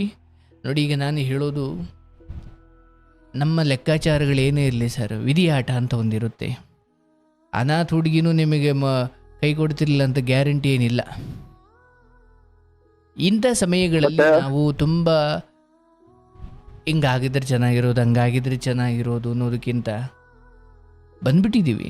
ಬಹುಶಃ ಈಗ ನಿಮ್ಮ ಕತೆ ಕೇಳೋ ಒಂದು 2-3 ಹುಡುಗರು ಬುದ್ಧಿ ಕಲಿತ್ರೆ ಅದು ಬಹುಶಃ ಅದೊಂದು ನಿಮ್ಮ ಕತೆ ಕೇಳಿ ಅದೊಂದು ಸಾರ್ಥಕತೆ ಇರ್ಬೋದು. ಅದ್ರ ಹೊರತಾಗಿ ಮದುವೆ ಆಗಿಬಿಟ್ಟಿದ್ದೀರಿ. ಆಗೋದು ಅಂತ ಇದ್ದರೆ ಸರ್, ಸಾಯೋದು ಅಂತ ಇದ್ದರೆ ಸರ್, ನೀವು ಎ ಸಿ ರೂಮಲ್ಲಿ ಇದ್ರೂ ಸಾಯ್ತೀರ. ಹೌದು. ಯಾಕೋ ನಿಮ್ಮ ಬದುಕಲ್ಲಿ ಹಿಂಗೆ ನಡೆಯೋದು ಅಂತ ಇದ್ದರೆ ಸರ್, ಅನಾಥ ಹುಡುಗಿ ಮದುವೆ ಆದರೂ ಇದೆ, ಎಲ್ಲ ಇರೋ ಹುಡುಗಿ ಮದುವೆ ಆದರೂ ಇದೆ. ಆದರೆ ಇದನ್ನು ಹೇಗೆ ನಾನು ಪಾಸಿಟಿವ್ ಆಗಿ ನೋಡಬೇಕು? ಈಗ ಇದೊಂದು ಪವಿತ್ರವಾದ ಬದುಕು. ಈಗ ಹೆಂಡತಿ ಜೊತೆ ಇದ್ದು ಖುಷಿಯಾಗಿರೋರು ಇದ್ದಾರೆ, ಹೆಂಡತಿ ಜೊತೆಲೇ ಇದ್ದರೂ ಕೂಡ ಪಕ್ಕದಲ್ಲೊಬ್ಬ ಮನಸ್ಸಲ್ಲೊಬ್ಬ ಅನ್ನೋರು ಇದ್ದಾರೆ, ಅಥವಾ ಹೆಂಡತಿ ಜೊತೆ ಇದ್ದರೂ ಕೂಡ ಯಾವ ಸುಖ ಸಂತೋಷ ನೆಮ್ಮದಿಯನ್ನು ಪಡ್ಕೊಳ್ಳೋಕ್ಕಾಗದೇ ಇರೋ ಸ್ಥಿತಿಲೂ ಇದ್ದಾರೆ. ನಾನಾ ರೀತಿಯಲ್ಲಿ ನಾನಾ ಬಗೆಯ ನೋವುಗಳನ್ನು ತಿಂದು ಬದುಕ್ತಾ ಇರೋದು ಈ ಸಂಸಾರ ಸಾಗರ. ಅದಕ್ಕೆ ಅದೊಂದು ಸಂಸಾರ ಅನ್ನೋದು. ಹೌದು. ಆದರೆ ಸಂಸಾರದಲ್ಲಿ ಯಾಕೋ ಒಂಚೂರು ಕಹಿ ಆಗ್ಬಿಟ್ಟಿದೆ. ಬದುಕನ್ನು ಕಹಿ ಮಾಡಿಕೊಳ್ಳೋದು ಬೇಡ. ಆಯಿತು, ಅಟ್ಲೀಸ್ಟ್ ಮನೇಲಿರೋ ಪವರ್ ಹೋದಾಗ UPS ಆನ್ ಮಾಡಿಕೊಂಡೆ, UPS ಇಲ್ಲ ಅಂದಾಗ ಕತ್ಲಲ್ಲಂತೂ ಇರ್ಲಿಕ್ಕಲ್ಲ, ಒಂದು ದೀಪ ಹಚ್ಕೊಳ್ಳೋದಾದ್ರೂ ಮಾಡಬೇಕಲ್ಲ. ಹೌದು. ನನ್ನ ಬದುಕಿನ ದೀಪ ನಾನೇ ಹಚ್ಕೊಳ್ಬೇಕು. ಬೀದಿ ದೀಪ ಹೋಯ್ತು ಅಂತ ಸುಮ್ಮನೆ ಆಗೋದಲ್ಲ, ಮನೆ ದೀಪ ಹೋಯ್ತು ಅಂತ ಸುಮ್ಮನೆ ಆಗೋದಲ್ಲ, UPS ಆಫ್ ಆಯಿತು ಅಂತ ಸುಮ್ಮನೆ ಆಗೋದಲ್ಲ. ಕತ್ತಲಲ್ಲಿರುವ ಆಯ್ಕೆ ಅಥವಾ ದೀಪ ಹಚ್ಚಿಕೊಳ್ಳುವ ಆಯ್ಕೆ ಎರಡನ್ನೂ ಭಗವಂತ ನಿಮಗೆ ಕೊಟ್ಟಿದ್ದಾನೆ. ಕತ್ತಲಲ್ಲೇ ಕೊರಗ್ತಾ ಕೂತ್ಕೊಳ್ಬೋದು, ಪರವಾಗಿಲ್ಲ, ನಾಳೆ ಮಕ್ಕಳು ಬಂದಾಗ ಅವ್ರಿಗೆ ಏನು ಮಾಡಬೇಕು ನಾನು ಕೂಡಿಟ್ಟು ಮಾಡ್ತೀನಿ, ಇಂಥವ್ರಿಗೆಲ್ಲ ನಾನು ಕುಣಿಯಲ್ಲ, ಇವ್ರಿಗೋಸ್ಕರ 50 ಲಕ್ಷ 60 ಲಕ್ಷ ಇರುವಷ್ಟು ನಾನು ಬರ್ಗೆಟ್ಟು ಕೂತಿಲ್ಲ, ನಾನು ಎಂಜಾಯ್ ಮಾಡ್ತೀನಿ, ಫ್ರೆಂಡ್ಸ್ ಜೊತೆ ಇರ್ತೀನಿ, ಖುಷಿಯಾಗಿರ್ತೀನಿ, ದುಡಿತೀನಿ, ಆರೋಗ್ಯ ನೋಡ್ಕೊಳ್ತೀನಿ, ಫಿಟ್ಟಾಗಿರ್ತೀನಿ, ಬಂದರೆ ಬರಲಿ, ಮಕ್ಳಿಗೆ ನಾಳೆ ನಾನು ಏನು ಮಾಡಬೇಕು ಅದು ನಾನು ಮಾಡೇ ಮಾಡ್ತೀನಿ. ಈಗ ನಾನು ಅದಕ್ಕೋಸ್ಕರ ಕೊರಗ್ತಾ ಕೂತ್ಕೊಳ್ಳಲ್ಲ. ಆಯಿತು, ಧರ್ಮ ಅಂತ ಒಂದಿದ್ದರೆ ಎಲ್ಲವೂ ಕಾಲವೇ ಉತ್ತರ ಕೊಡಲಿ. ನಾನೀಗ ತುಂಬ ಕೊರಗುತ್ತಾ ಆರೋಗ್ಯ ಕೆಡಿಸ್ಕೊಂಡು ನಿಂಗೆ ಕೈ ಕಾಲು ಹಿಡಿತೀನಿ ಕಣವ, ಅಯ್ಯೋ 50-60 ಲಕ್ಷ ಇಡ್ತೀನಿ ಕಣವ, ದುಡ್ಡು ಕೊಟ್ಟು ಒಂದು ಸಂಬಂಧವನ್ನು ಗಳಿಸ್ತೀನಿ ಅಥವಾ ಕಾಪಾಡಿಕೊಳ್ತೀನಿ ಅನ್ನೋದಾದ್ರೆ ಅದು ಮೂರ್ಖತನ. ಕಷ್ಟ ಇದೆ ಕೊಡು ಅಂತ ಕೇಳಿದ್ರೆ ಅದು ಬೇರೆ. ಆದರೆ ಸಂಬಂಧಗಳನ್ನು ದುಡಿಮೆಯ ಮಾರ್ಗವಾಗಿ ಬಳಸಿಕೊಂಡಾಗ ಆ ಸಂಬಂಧಗಳನ್ನು ನೀವೇ ಸ್ವಯಂ ತ್ಯಜಿಸೋದೇ ಧರ್ಮವಾಗುತ್ತೆ. ತ್ಯಜಿಸುವುದು ಅಂದರೆ ಹಾಗೆ ಕಾನೂನಾತ್ಮಕವಾಗಿ ಅಲ್ಲದೆ ಇದ್ದರೂ ನಿಮ್ಮ ಮನಸ್ಸಿನಲ್ಲಿರುವ ಆ ಕುರಿತಾದ ಮಮಕಾರವನ್ನು ತ್ಯಜಿಸಬೇಕಾಗುತ್ತೆ. ಎಲ್ಲರ ಬದುಕಲ್ಲೂ ಒಬ್ಬ ಕೂಲಿ ಆಳು, ಒಬ್ಬ ಚಪ್ಪಲಿ ಹೊಲಿಯೋನಿಂದ ಹಿಡಿದು ಒಬ್ಬ ಮಹಾನ್ ಶ್ರೀಮಂತನವರೆಗೂ ಅವನನ್ನು ಪ್ರೀತಿಸುವ ಅವನದೇ ಒಬ್ಬರೋ ಇಬ್ಬರೋ ಮೂವರೋ ಅವನ ಜೀವನದಲ್ಲಿ ಇದ್ದೇ ಇರ್ತಾರೆ. ಅವರನ್ನು ಜೊತೆ ಇಟ್ಟುಕೊಂಡು ಖುಷಿಯಾಗಿರೋದನ್ನು ಕಲಿಬೇಕಷ್ಟೇ ನಾವು. ಬರದೇ ಇರೋರಿಂದ ಹೋಗಿ ಹೊರಗ್ತಾ ಕೂತ್ಕೊಂಡು ದೇವಾನುದೇವತೆಗಳ ಬದುಕಾದರೂ ಅಷ್ಟೇ. ಅಂತಿಮವಾಗಿ ನನಗಿದು ಯಾವುದು ಬೇಡ ಅಂತ ಸನ್ಯಾಸದ ಹಾದಿ ಹಿಡಿದವ್ರಿಗೆ ಈ ಲೋಕದ ಈ ಸಂಸಾರದ ನಿಯಮಗಳ ಅಪ್ಲಿಕಬಲ್ ಆಗಲ್ಲ. ಯಾಕಂದರೆ ವೈರಾಗ್ಯದ ಸ್ಥಿತಿ ಇದೆಲ್ಲವನ್ನು ಮೀರಿದ್ದು.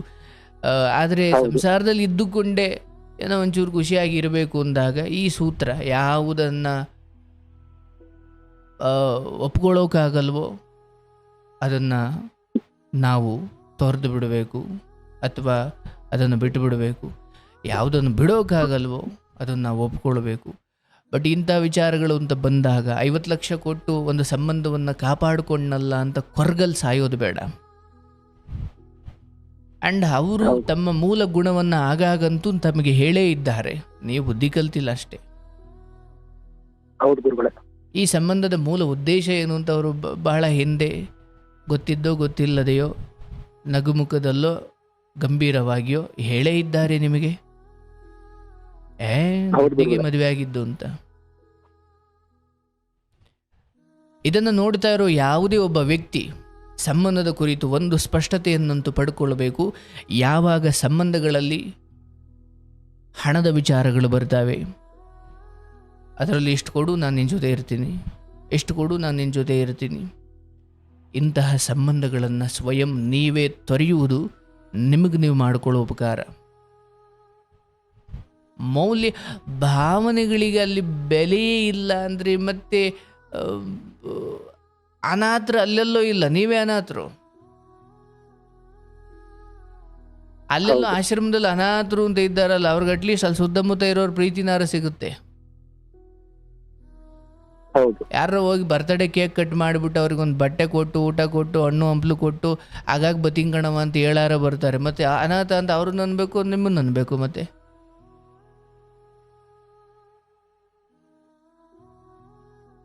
ಯಾರು ಅನಾಥರಿಲ್ಲ, ಭಗವಂತ ಎಲ್ಲರಿಗೂ ಇದ್ದಾನೆ. ಏನಂದರೆ ನಮ್ಮ ಪಾಲಿನ ಕರ್ಮಗಳು, ಪ್ರಾರಬ್ಧಗಳು. ರಾಮ ಸೀತೆಯನ್ನು ಮದುವೆಯಾಗಿ ಅಯೋಧ್ಯೆಯನ್ನು ಆಳಬೇಕಾದವನು ಇದ್ದಕ್ಕಿದ್ದ ಹಾಗೆ ಯಾವುದೋ ಒಪ್ಪಂದಕ್ಕೆ ಒಳಗಾಗಿ ತಂದೆ ಮಾತನ್ನು ನಡೆಸಲಿಕ್ಕಾಗಿ 14 ವರ್ಷ ವನವಾಸಕ್ಕೆ ಹೋಗಬೇಕಾದದ್ದು ಅದನ್ನು ಪ್ರಾರಬ್ಧ. ಏನು ತಪ್ಪಿತ್ತ ಆತಂದು? ಜನಕರಾಜನ ಮಗಳಾಗಿ ಮಿಥಿಲಿಯಲ್ಲಿ ಹುಟ್ಟಿ ಅಯೋಧ್ಯೆಯಲ್ಲಿ ಸೊಸೆಯಾಗಿ ಅಯೋಧ್ಯೆಗೆ ರಾಮನ ಹೆಂಡತಿಯಾಗಿ ಬಾಳಬೇಕಾದವಳು ಕಾಡು ಮೇಡ ಅಲಿಬೇಕಾಯ್ತಲ್ಲ ಸೀತೆ ಸಾಯೋವರೆಗೂ. ಅದೇನು ತಪ್ಪಾಯ್ತದು?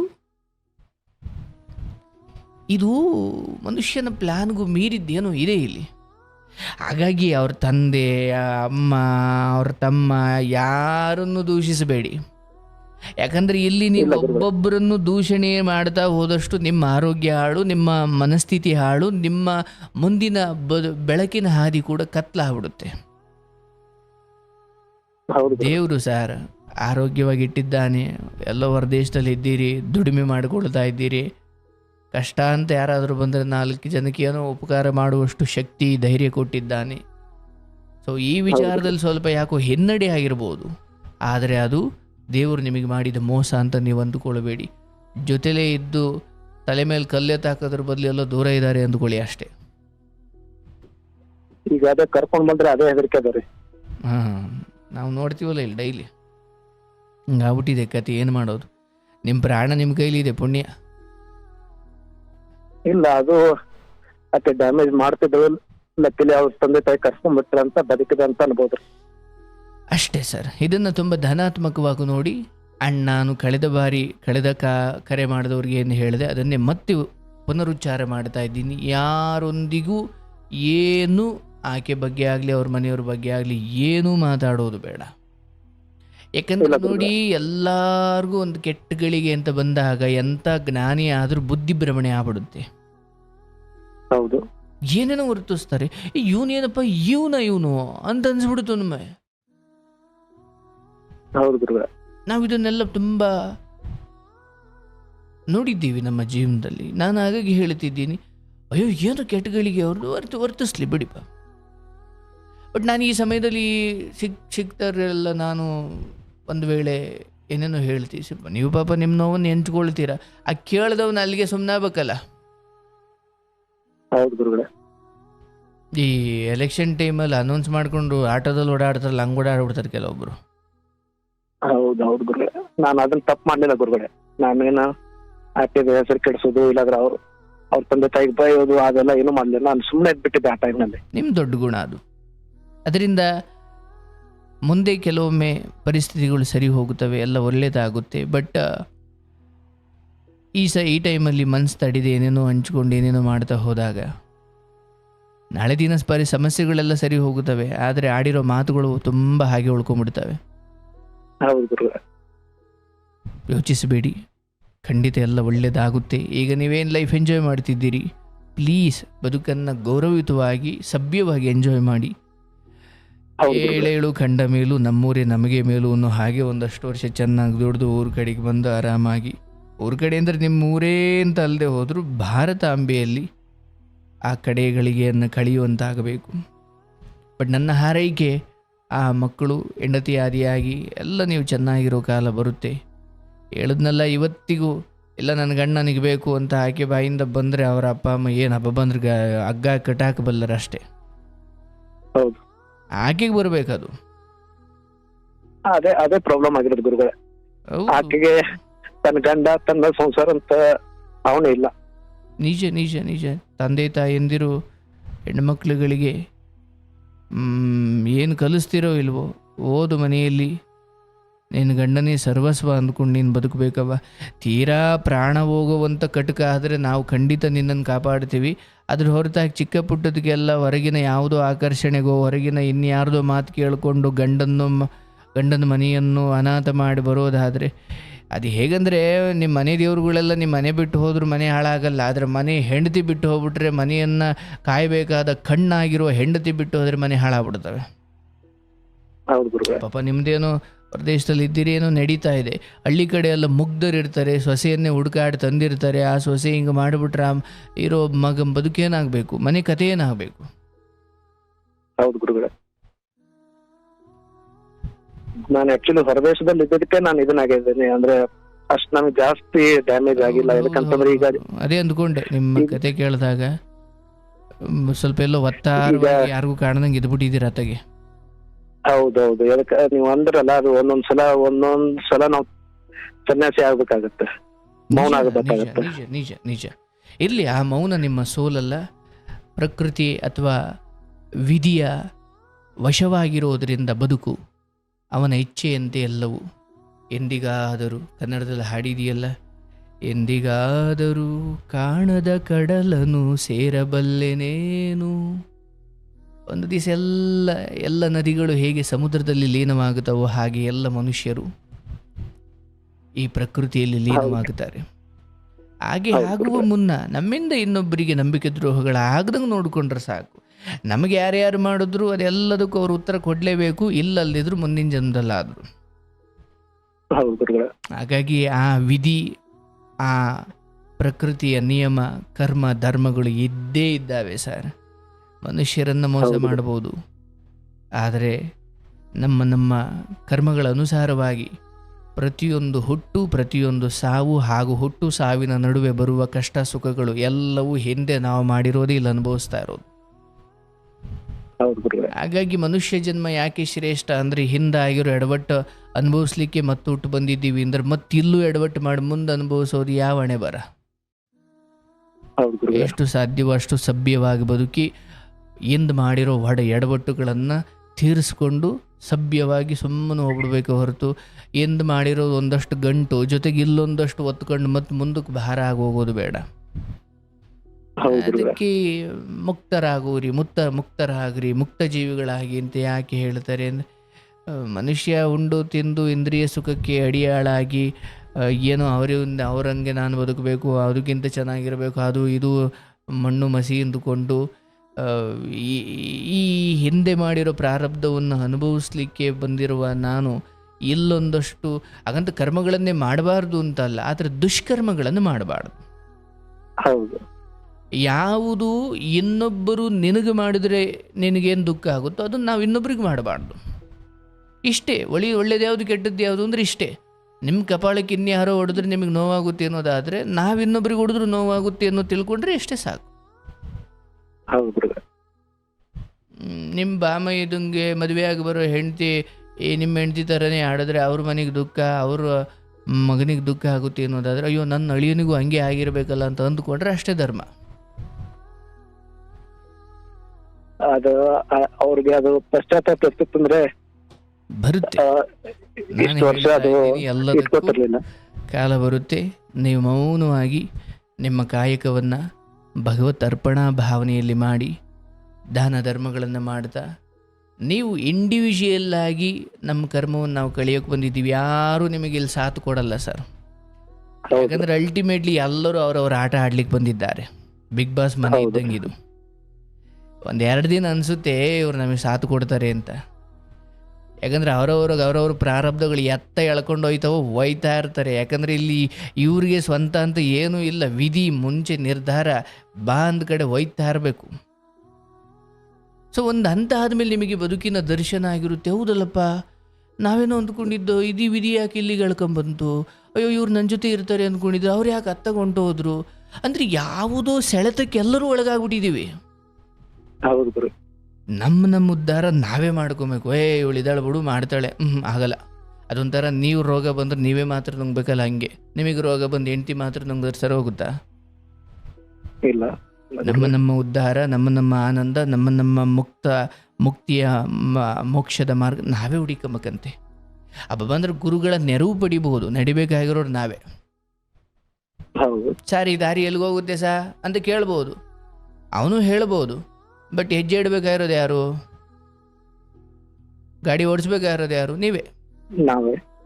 ಹಾಗಾಗಿ ನಿಮ್ಮ ಸಂತೋಷ, ನಿಮ್ಮ ನೆಮ್ಮದಿ ಹಾಗೂ ನಿಮ್ಮ ಈ ಬದುಕಿನ ಸಾರ್ಥಕತೆಯನ್ನು ದಾನ ಧರ್ಮದ ಮೂಲಕ, ಒಬ್ಬರನ್ನು ನಗಿಸುವ ಮೂಲಕ, ಸಂತೋಷವಾಗಿರುವ ಮೂಲಕ, ಧ್ಯಾನ ಮಾಡೋ ಮೂಲಕ, ಪುಸ್ತಕಗಳನ್ನು ಓದೋ ಮೂಲಕ, ಮಕ್ಕಳಿಗೆ ನಾಳೆಯ ದಿನ ಅವ್ರಿಗೇನು ಮಾಡಬೇಕು, ಹೆಂಡ್ತಿ ಬರಲಿ ಬಿಡಲಿ, ಒಪ್ಪಲಿ ಬಿಡಲಿ, ನೀವು ಅದನ್ನು ಮಾಡಬೇಕು. ತಂದೆಯಾಗಿ ನಿಮ್ಮ ಕರ್ತವ್ಯ, ಈ ಸಮಾಜಕ್ಕೆ ಒಬ್ಬ ಪ್ರಜೆಯಾಗಿ ನಿಮ್ಮ ಕರ್ತವ್ಯ. ಯಾವುದನ್ನು ಬಾಕಿ ಉಟ್ಕೊಂಡು ಸಾಯಬಾರ್ದು. ಸೊ ಆ ಕಡೆ ಗಮನ ಕೊಡಿ. ನಿಮ್ಮ ನೆಮ್ಮದಿ ಎಲ್ಲೂ ಹೋಗಿಲ್ಲ, ನಿಮ್ಮಲ್ಲೇ ಇದೆ. ಆದರೆ ಹೆಂಡತಿಯಲ್ಲೋ ಮಕ್ಕಳಲ್ಲೋ ನನ್ನ ನೆಮ್ಮದಿ ಇತ್ತು ಅಂತ ಆ ಮಟ್ಟಿಗೆ ಮಮಕಾರ ಇದ್ದರೆ ಅದು ಜೀವನ ಪೂರ್ತಿ ಹಂಗೆ ಉಳಿದು ಬಿಡುತ್ತೆ. ಅವ್ರು ಬರಬೇಕು, ನಿಮಗೆ ನೆಮ್ಮದಿ ಕೊಡಬೇಕು. ಅವ್ರು ಬರಲಿಲ್ಲ ಅಂದರೆ ನಿಮ್ಗೆ ನೆಮ್ಮದಿ ಇಲ್ಲ ಅನ್ನಂಗೆ ಆಗ್ಬಿಡುತ್ತೆ. ಹೌದು ಗುರುಗಳೇ. ಇರ್ಲಿ, ನಾನೊಂದು ಮಾತು ಹೇಳ್ಬೇಕಂತ ಇದ್ದೇನೆ ಇಲ್ಲಿ. ಹೇಳಿ. ನಮ್ಮಮ್ಮ ಇದೊಂದು 10 ವರ್ಷ ಹಿಂದ್ಗಡೆ ತಿರ್ಕೊಂಡಿದ್ದದು. ಆ ಟೈಮ್ ನಲ್ಲಿ ನಾನೊಂದು 6 ತಿಂಗಳ ಕೆಲ್ಸಕ್ಕೆ ಹೋಗಿರ್ಲಿಲ್ಲ, ಮನೆಯಲ್ಲೇ ಇದ್ದೆ. ಆ ಟೈಮ್ ನಲ್ಲಿ ಲೇಟ್ಗಳು ಬರೋರು. ಯಾಕಂದ್ರೆ ಅದು ನಮ್ಮಮ್ಮ ಬೆಳಿಗ್ಗೆ ವಾಕಿಂಗ್ ಮಾಡಕ್ ಹೋಗಿದ್ರು, ಬರುವಾಗ ಅವ್ರಿಗೆ ಹಾರ್ಟ್ ಆಯ್ತದು. ಅಲ್ಲಿಂದ ಹಾಸ್ಪಿಟಲ್ ಕರ್ಕೊಂಡು ಹೋದ್ವಿ. 1/2 hour ನಲ್ಲಿ ಡೆತ್ ಆಯ್ತು. ಅಂದ್ರೆ ಒಂಥರ ಸಡನ್ ಶಾಕ್ ಅನ್ಬೋದು ಇದು. ನಾನು ಅವಾಗ ಸ್ವಲ್ಪ ಡಿಪ್ರೆಷನ್ ಅಲ್ಲಿ ಇದ್ದೆ. ಅದು ಗೊತ್ತಿಲ್ಲ, ನಮ್ಮಮ್ಮ ನನಗೆ ಮುಂಚೆನೆ ರೆಡಿ ಮಾಡಿ ಹೋಗಿದ್ರು ಏನೋ ಗೊತ್ತಿಲ್ಲ ಅದಕ್ಕೆ.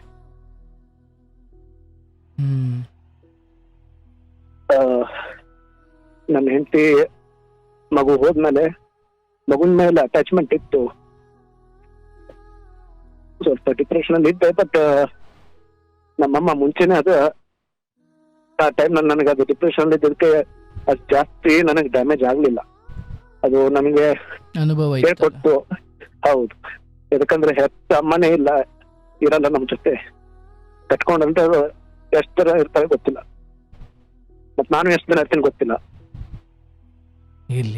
ಮತ್ತೆ ಈಗ ಆಲ್ರೆಡಿ ಕೊರೋನಾ ಫಸ್ಟ್ ಸೆಕೆಂಡ್ ನೋಡಿವಿ, ಎಷ್ಟೋ ಜನ ತೀರ್ಕೊಂಡ್ರು, ನಾವು ಅದರಿಂದ ಹೊರಗೆ ಬಂದಿವಿ. ಅದೇ ಪಾಠ ಕಲಿಸಿತು. ಮತ್ತೆ ಇನ್ನೊಂದು, ನಿಮ್ ಕಾರ್ಯಕ್ರಮ ನೋಡಿದಾಗಿಂದ ನನಗೆ ಹೌದು ಇದು ನನ್ನ ಜೀವನಲ್ಲ ಅಷ್ಟೇ ಆಗ್ತಲ್ಲ, ಎಲ್ಲರ ಜೀವನಲ್ಲೂ ಈ ತರ ನಡೀತಾ ಇರುತ್ತೆ. ಸ್ವಲ್ಪ ಶಾಂತ ಆಗಿದ್ಕೊಂಡು ನಮ್ ಪಾಲಿಗೆ ಬಂದಿದ್ದ ಕರ್ಮ ಅನುಭವಿಸ್ಬೇಕು. ಯಾರಿಗೆ ತಪ್ಪು ಅನ್ನೋದು, ಕೆಟ್ಟ ಮಾಡೋದು ಮಾಡಬಾರ್ದು. ಕರ್ಮ ಅವ್ರವ್ರ ಕರ್ಮ ಅವ್ರನ್ನ ನೋಡ್ಕೊಳತ್ತದು. ಖಂಡಿತ. ಅದಕ್ಕೆ ನಾವಂತೂ ಯಾರಿಗೂ ಕೆಟ್ಟ ಮಾಡಿಲ್ಲ, ಯಾರು ಕೆಟ್ಟ ಬಯಸಿಲ್ಲ, ಯಾರು ಮೋಸ ಮಾಡಿಲ್ಲ. ಕಾನೂನಿಂದ ತಪ್ಪಿಸ್ಕೊಂಡ್ರು ಕರ್ಮದಿಂದ ತಪ್ಪಿಸ್ಕೊಳ್ಳೋಕಾಗಲ್ಲ. ಹೌದು. ಮತ್ತೆ ಇನ್ನೊಂದು, ಈಗ ಇವಾಗ್ಲೇನೆ ಇವ್ರು ಆಯ್ತು, ಈಗ ಮುಂಚೆ ಮಾತಾಡಿದವ್ರು ಆಯ್ತು, ನಮ್ದು ಆಯ್ತು. ನಿಮ್ ಕಾರ್ಯಕ್ರಮ ನನಗೆ ಒಳ್ಳೆ ಧೈರ್ಯನ ಕೊಟ್ಟು ಈ ವಿಷಯಗಳಲ್ಲಿ ನಾವು ಕುಂದಬಾರ್ದು, ಡಿಪ್ರೆಷನ್ ಹೋಗ್ಬಾರ್ದು, ಅದ್ರ ಬಗ್ಗೆ ಜಾಸ್ತಿ ವಿಚಾರ ಮಾಡಬಾರ್ದು. ಈಗ ಮಗ ಆಯ್ತು, ಮಗಳಾಗ್ಲಿ ಯಾರಾಗ್ಲಿ ಅದ್ ಅಟ್ಯಾಚ್ಮೆಂಟ್ ಇರುತ್ತೆ. ನೀವ್ ಹೇಳಿದಾಗೆ ಅದಕ್ಕೆ ಮಗುಗೆ ಏನ್ ಮಾಡೋದು, ಅದ್ರದ್ದು ಮಾಡಿರೋದು ಬಂದಾಗ ನಮ್ಗೊಂದು ಎಷ್ಟಾಗತ್ತ ಸಹಾಯ ಮಾಡೋದು ಅಷ್ಟೇ. ಯಾಕಂದ್ರೆ ಅದ್ರ ಕರ್ಮ ಅದು ಕಡಿಲಿಕ್ಕೆ ಬಂದದ. ಮಗುಗೇನು ಗೊತ್ತಾಗಲ್ಲ, ಅದು ಅಮ್ಮನ ಹತ್ರ ಇರುತ್ತೆ.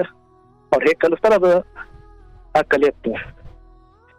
ನಾನು ಈಗ 1 ವರ್ಷ ಹಿಂದ್ಗಡೆ ಹಾಗೆ ಚಾಟ್ ನಲ್ಲಿ ಕೇಳಿದ್ದೆ ನನ್ನ ಹೆಂಡತಿಗೆ, ನಿನಗೆ 2.25 ವರ್ಷ ಆಯ್ತು, ಮಗನ ಇಟ್ಕೊಂಡ್ ಕುಂತೀಯ, ತೋರ್ಸ್ಲಿಕ್ಕೆ ರೆಡಿ ಇಲ್ಲ ಅಂತ ಅಂದಿದ್ದೆ. ಅದಕ್ಕೆ ಉತ್ತರ ಏನ್ ಕೊಡ್ತಾಳಂದ್ರೆ,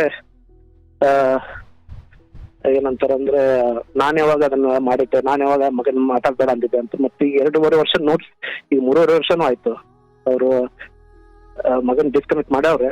ಅದು ಏನಂತಾರೆ, ಅದಕ್ಕೆ ನಾನು ಅದನ್ನ ಒಪ್ಕೊಂಡಿನಿ. ಯಾಕಂತಂದ್ರೆ ಇದು ಜೀವನದ ಭಾಗ, ನಾನು ಇದು ಅನುಭವಿಸ್ಲೇಬೇಕು.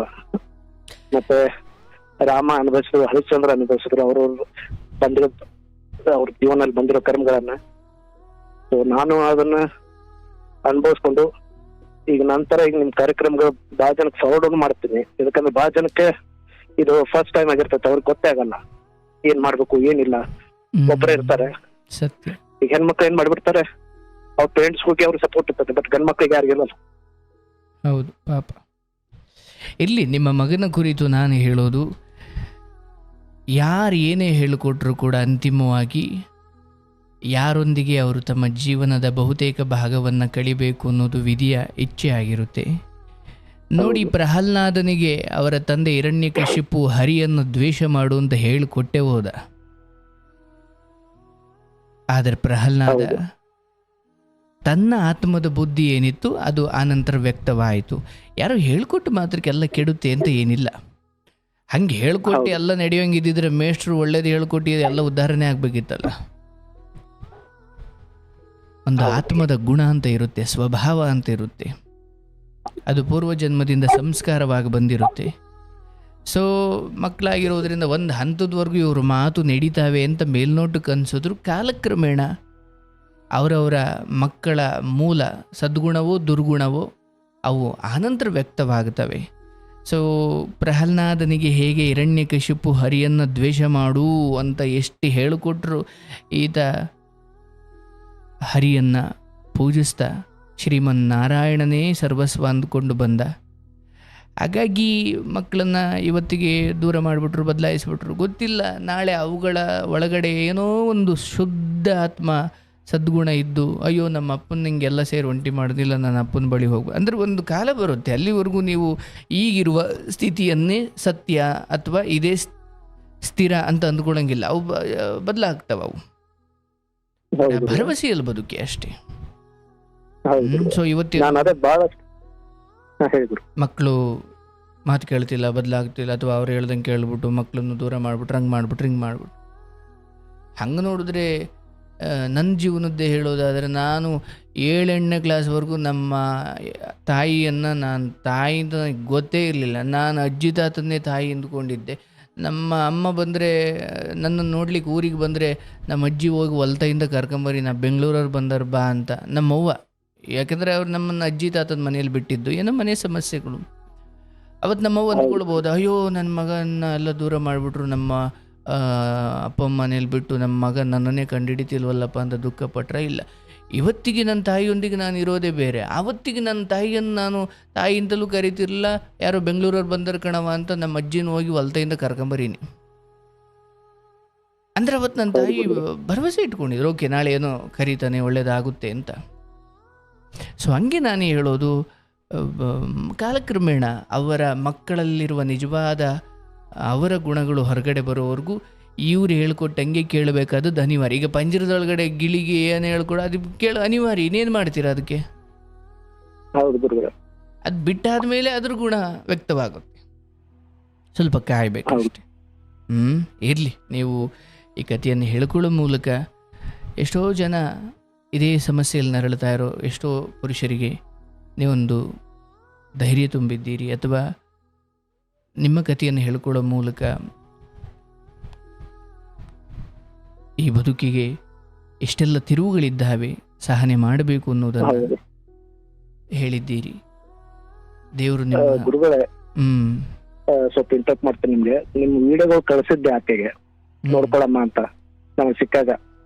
ಅವಳಂದ್ರು ಇದರಲ್ಲಿ ಬರೀ ಅಫೇರ್ಗಳ ಇರ್ತವೆ, ಕೆಟ್ಟದಾಗಿರ್ತೈತೆ, ನಿಮ್ ಬಗ್ಗೆ ಸ್ವಲ್ಪ ಇದೇನು ಒಂಥರ ಕೆಟ್ಟದಾಗಿರುತ್ತೆ ಅಂತ ಹೇಳ್ಕೊಂಡು ಅದು ಜಂಬದಲ್ಲೋ ಏನೋ ಗೊತ್ತಿಲ್ಲ. ಅದು ಅಂತಾರಲ್ಲ, ವಿನಾಶಕಾಲ ವಿಪರೀತ ಬುದ್ಧಿ ಅಂದ್ರೆ ಅದು ಒಳ್ಳೇದು ಅವ್ರಿಗೆ ಅರ್ಥ ಆಗಲ್ಲ ಆ ಟೈಮ್ನಲ್ಲಿ. ಸೊ ಹಾಗಂದಿದ್ರ? ಹೌದೌದು ಅಂದಿದ್ರು. ಆಯಿತು, ಏನೋ ಆ ಸಮಯದಲ್ಲಿ ಟೈಟಲ್ಗಳು ನೋಡಿ ಅವ್ರಿಗೆ ಹಂಗೆ ಅನಿಸಿರ್ಬೋದಷ್ಟೇ. ಆದರೆ ಪ್ರತಿ ಕತೆಗಳು ನಿಮಗೆ ಯಾವ ಶಾಲೆಯಲ್ಲೂ ಕಲಿಸದೇ ಇರೋ ದೊಡ್ಡ ಪಾಠ ಕಲಿಸ್ತವೆ. ಇದು ನೀವು ಇಲ್ಲಿ ಬರುವ ಕತೆಗಳು ಬಹುಶಃ ಮೇಲ್ನೋಟಕ್ಕೆ ಹಾಗನ್ಸಿದ್ರು ಕೂಡ ಇಲ್ಲಿರುವ ಜೀವನ ಪಾಠ ನಿಮ್ಗೆಲ್ಲೂ ಸಿಗಲ್ಲ. ಅದಂತೂ ನಿಜ ಅದ ಗುರುಗಳೇ. ನಾನು ಬಾಳ ಕಲ್ತಿದ್ದೆ ನಿಮ್ ಶೋನಿಂದ, ನಿಮ್ ಇದರಿಂದ, ಇದು ಕಾರ್ಯಕ್ರಮದಿಂದ. ಯಾಕಂದ್ರೆ ನಮ್ದು ಜೀವನ ಬರೀ ಓದೋದ್ರಲ್ಲೇ ಹೋಯ್ತು. ಮತ್ತೆ ಸಾಮಾನ್ಯ ಜ್ಞಾನ ಇಲ್ಲ ನಮ್ಗೆ. ಹೊರಗಡೆ ಜಗತ್ತ ಹೇಗೆ ನಡೀತದೆ ಗೊತ್ತಿಲ್ಲ, ಸಂಸಾರ ಹೆಂಗ್ ನಡೀತದೆ ಗೊತ್ತಿಲ್ಲ. ಇದು ಶೋ ನೀವು ಮುಂಚೆ ಮಾಡಿದ್ರೆ ಒಂದು 10-15 ವರ್ಷ ಹಿಂದ್ಗಡೆ ನಮ್ದು ಎಷ್ಟೋ ಸ್ವಲ್ಪ ನಾವು ಅರ್ಥ ಮಾಡ್ಕೋತಿದ್ವಿ ಆಗ. ಇರ್ಲಿ ನಾನು ಹೇಳ್ತೀನಲ್ಲ, ಸಾಯುವ ಕೊನೆ ಗಳಿಗೆಯಲ್ಲೂ ಕೂಡ ನಮ್ಗೆ ಯಾರೋ ಮಹಾನ್ ಭಾವರ ಮಾತುಗಳು ಕೇಳಲಿಕ್ಕೆ ಸಿಕ್ಕು ಅಂದರೆ ಅದು ಕೂಡ ನಮ್ಮ ಭಾಗದ ಪುಣ್ಯವೇ ಹೌದು. ಸೊ ಇಲ್ಲಿ ನನ್ನ ಮಾತುಗಳಿಗಿಂತ ಜನರ ಕತೆಗಳನ್ನೇ ಸುಮ್ಮನೆ ಕೇಳಿಸ್ಕೊಂಡ್ರೆ ಸಾಕು. ಯಪ್ಪ ಹಿಂಗೆಲ್ಲ ಇದೆಯಾ, ಅಯ್ಯೋಯ್ಯೋ ನಾನೇ ಬೆಟರ್ ಕಣಪ್ಪ ಹಂಗಾದ್ರೆ, ಅಥವಾ ನನ್ನ ಬದುಕಿಗೆ ಏನೋ ಒಂಚೂರು ಪರವಾಗಿಲ್ಲ ಅಂತ. ಯಾಕೆ ಇದನ್ನು ಪಬ್ಲಿಕ್ಕಲ್ಲಿ ಅಂದರೆ ಸ್ವಲ್ಪ ಕಷ್ಟ, ಯಾಕಂದರೆ ಇಲ್ಲಿ ಸಡನ್ನಾಗಿ ಉತ್ತರ ಕೊಡಬೇಕು ಅಂದಾಗ ಸ್ವಲ್ಪ ಕಷ್ಟ ಅನ್ನಿಸ್ಬೋದು, ಅಥವಾ ಏನೋ ದೇವ್ರ ದಯೆಯಿಂದ ಆ ಶಕ್ತಿ ದೇವ್ರು ಕೊಟ್ಟಿದ್ದಾನೆ. ಆದರೆ ಪರ್ಸ್ನಲಾಗಿ ನಡಿಬೇಕಾದ ಕೌನ್ಸ್ಲಿಂಗ್ಗಳನ್ನು ಯಾಕೆ ನಾನು ಹೀಗೆ ತಂದೆ ಅಂದರೆ, ಜಗತ್ತಿಗೆ ಗೊತ್ತಾಗಲಿ ಏನೇನು ನಡೀತಾ ಇದೆ, ಅವರವ್ರ ಬದುಕಲ್ಲಿ ದೇವರು ನಿಮ್ಮನ್ನು ಎಷ್ಟು ಚೆನ್ನಾಗಿಟ್ಟಿದ್ದಾನೆ ಅಂತ. ಯಾವುದೋ ಒಂದು ಕತೆ ಕೇಳೋದ ಮೇಲೆ ಅವ್ರ ಬದುಕಿನ ಬಗ್ಗೆ ಅವ್ರಿಗೆ ಆರಾಮ್ ಅನಿಸ್ಬೇಕು. ಸೊ ನಾನು ಒಬ್ಬನೇ ಅಲ್ಲ, ಇದಕ್ಕಿಂತ ಪಾಪ ಕಡೆ ಹೀನಾಯ ಸ್ಥಿತಿಲಿರೋರು ತುಂಬ ಜನ ಇದ್ದಾರೆ. ಅಂದಮೇಲೆ ನಾನು ಯಾಕೆ ಸಾಯೋ ಯೋಚನೆ ಮಾಡಬೇಕು, ಕೊರಗಬೇಕು ಅಂತ ಯಾರೋ ಒಬ್ರಿಗೆ ಅನಿಸ್ಬೋದು ಅಂತ ಅಷ್ಟೇ. ಸೊ ನನಗೆ ನಂಬಿಕೆ ಇದೆ, ಎಲ್ಲೋ ಹೊರದೇಶದಲ್ಲಿದ್ದ ಪಾಪ ನಿಮಗೆ ಇಲ್ಲಿ ಕಾರ್ಯಕ್ರಮ ತಲುಪಿ ಏನೋ ಒಂಚೂರು ನಿಮಗೆ ಭರವಸೆ, ಧೈರ್ಯ, ಸಮಾಧಾನ ಸಿಕ್ಕಿದೆ ಅಂದರೆ ಅದೇ ತಾನೇ ನಿಜವಾದ ಸಾರ್ಥಕತೆ. ಅಷ್ಟು ಸಾಕು. ಬಹಳಷ್ಟು ನನಗೆ ಇದರಿಂದ ಹೆಲ್ಪ್ ಆಗಿದೆ. ಯಾಕಂತಂದ್ರೆ ಇದು ನನ್ನನ್ನು ನಾನು ಸ್ವಲ್ಪ ಚೇಂಜ್ ಮಾಡಕ್ ನನಗೆ ಹೆಲ್ಪ್ ಆಗಿದೆ. ಈಗ ನೀವು ಹೇಳ್ತಿರಲ್ಲ, ಅದೇ ಸುಮ್ಮನೆ ಇರೋ ಸನ್ಯಾಸಿ ತರ ಬದುಕು, ನಮ್ಮ ಹೆಲ್ತ್ ಮೇಲೆ ಇದನ್ ಮಾಡು, ಕಾನ್ಸಂಟ್ರೇಟ್ ಮಾಡು, ಇಲ್ಲ ಜಾಬ್ ಮೇಲೆ ಮಾಡು, ನಾಳೆ ಮಗು ಬಂದ್ರೆ ಅವ್ನಿಗೆ ಏನ್ ಬೇಕು ಅದನ್ನ ಇದನ್ ಮಾಡ್ಕೊಂಡಿರು. ನಾನ್ ನಿಮ್ ವಿಡಿಯೋಗಳವನ್ನೆಲ್ಲ ಬಹಳ ಅರ್ಥ ಮಾಡ್ಕೊಂಡು ಸ್ವಲ್ಪ ನನ್ನ ಜೀವನದಲ್ಲಿ ನಾನು ಇಂಪ್ಲಿಮೆಂಟ್ ಮಾಡಕ್ ನೋಡ್ತಾ ಇದ್ದೀನಿ. ಖುಷಿಯಾಗಿರಿ ಸರ್, ಒಳ್ಳೆಯದಾಗಲಿ. ಚೆನ್ನಾಗಿರೋ ಡ್ರೆಸ್ ಹಾಕೊಳ್ಳಿ, ಚೆನ್ನಾಗಿರೋ ಊಟ ಮಾಡಿ. ಬರುತ್ತೆ ಯಾವ್ದು ನಿಮ್ಮ ಪಾಲಿಗೆ ಇದೆಯೋ ಅದು ಬರುತ್ತೆ, ಯಾವ್ದು ನಿಮ್ಮ ಪಾಲಿಗೆ ಇಲ್ವೋ ಅದು ತಿಪ್ಪುರ್ಲಾಗ ಹಾಕಿದ್ರು ಬರಲ್ಲ. ಏನಂದ್ರೆ ನಾವು ರೆಡಿಯಾಗಿ ನಿಂತಿರೋಣ ಅಷ್ಟೇ, ಅಂದ್ರೆ ಕೊಡೋಣ. ನೀವು ಅದೇ ಅಂದ್ರಲ್ಲ, ನಮ್ಮ ವಸ್ತು ಇತ್ತಂದ್ರೆ ನಮ್ಗೆ ಹುಡ್ಕೊಂಡು ಬರುತ್ತೆ, ನಮ್ಮ ವಸ್ತು ಇರಲ್ಲ ಅಂದ್ರೆ ಅದು ನೀವು ಎಳ್ಕೊಂಡು ಬಂದು ಪಕ್ಕಕ್ಕೆ ಇಟ್ಕೊಂಡ್ರು ಅದು ಕಿತ್ಕೊಂಡು ಹೋಗುತ್ತೆ. ನಿಜ. ಸೊ ಮೆಟೀರಿಯಲ್ ವರ್ಡ್ಗಳನ್ನು ತಂದು ಚೇರ್ನೋ ಕುರ್ಚಿನೋ ಇನ್ನೇನೋ ತಂದು ನಿಮ್ಮ ಹತ್ರಕ್ಕೆ ಹಾಕ್ಬೋದು. ವ್ಯಕ್ತಿಗಳಿಗೆ ಅವು ಮನಸ ಏನು ಸ್ವ ಇಚ್ಛೆಯಿಂದ ಬರಬೇಕು.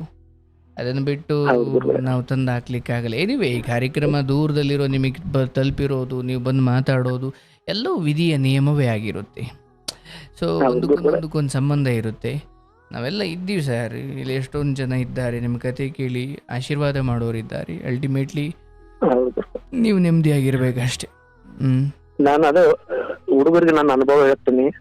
ಈ ತರ ಏನಾದ್ರು ಸಮಸ್ಯೆ ಆಯ್ತಂದ್ರೆ ಫ್ಯಾಮಿಲಿಯಲ್ಲಿ ಏನೋ ಒಂದ್ ಕಾರಣಕ್ಕೆ ಹೆಂಡತಿ ಮಕ್ಕಳನ್ನ ಕರ್ಕೊಂಡು ಹೋದ್ರೆ, ಇಲ್ಲಾಂದ್ರೆ ಅವ್ರು ಮುಂಚೆನೆ ನಿಮ್ಗೆ ಅದು ರೆಡ್ ಫ್ಲಾಗ್ ಕೊಟ್ಟಿರ್ತಾರೆ, ಅವ್ರು ಏನ್ ತಪ್ಪು ಮಾಡ್ತಾ ಇದಾರೆ ಎಲ್ಲ ಕೊಟ್ಟಿರ್ತಾರೆ. ಅವ್ರು ನೀವು ಅರ್ಥ ಮಾಡ್ಕೊಂಡು ಈ ತರ ಕರ್ಕೊಂಡು ಹೋಗಿ ಮಕ್ಕಳನ್ನ ಮಾತಾಡ್ಸೋದಿಲ್ಲ, ದೂರ ಇರೋದು, ಕೆಟ್ಟದಾಗಿ ಹೇಳ್ಕೊಡೋದು ಅಂತದೆಲ್ಲ ಆಯ್ತು ಅಂತಂದ್ರೆ ಗಂಡು ಮಕ್ಳು ನಾನು ಕೇಳ್ಕೊಂತೀನಿ, ಸಮಾಧಾನದಿಂದ ಇರಿ. ಅದಕ್ಕೆ ಅವ್ರು ಬೈಯೋದು, ಅವ್ರು ಹೊಡೆಯೋದು, ಇಲ್ಲಾಂದ್ರೆ ಅವ್ರ ಮನೆಯವ್ರು ಬೈಯೋದು ಅದ್ ಮಾಡಬೇಡಿ. ಸಮಾಧಾನದಿಂದ ಇರಿ. ಅದಕ್ಕೆ ಅದು ಕಾಲನೇ ಹೇಳುತ್ತೆ ಅದಕ್ಕೆ. ಸತ್ಯ. ಮತ್ತೆ ಅದರಲ್ಲಿ ಡಿಪ್ರೆಷನ್ ಹೋಗಿ ಒಬ್ಬೊಬ್ರು ತಾನೇ ಡ್ಯಾಮೇಜ್ ಮಾಡ್ಕೊಂತಾರೆ. ಮತ್ತೆ ಇದು ಇವೆಲ್ಲ ಗಂಡ್ ಮಕ್ಕಳಿಗೆ ಹೊರಗಡೆ ಹೋಗಿ ಹೇಳೋ ತರ ಯಾವ ಪ್ಲಾಟ್ಫಾರ್ಮ್ ಇಲ್ಲ. ನಿಮ್ ಪ್ಲಾಟ್ಫಾರ್ಮ್ ಅದೇ, ಬಟ್ ಆದ್ರೂ ಬಹಳ ಜನಕ್ಕೆ ಗೊತ್ತಿಲ್ಲ ಇದು.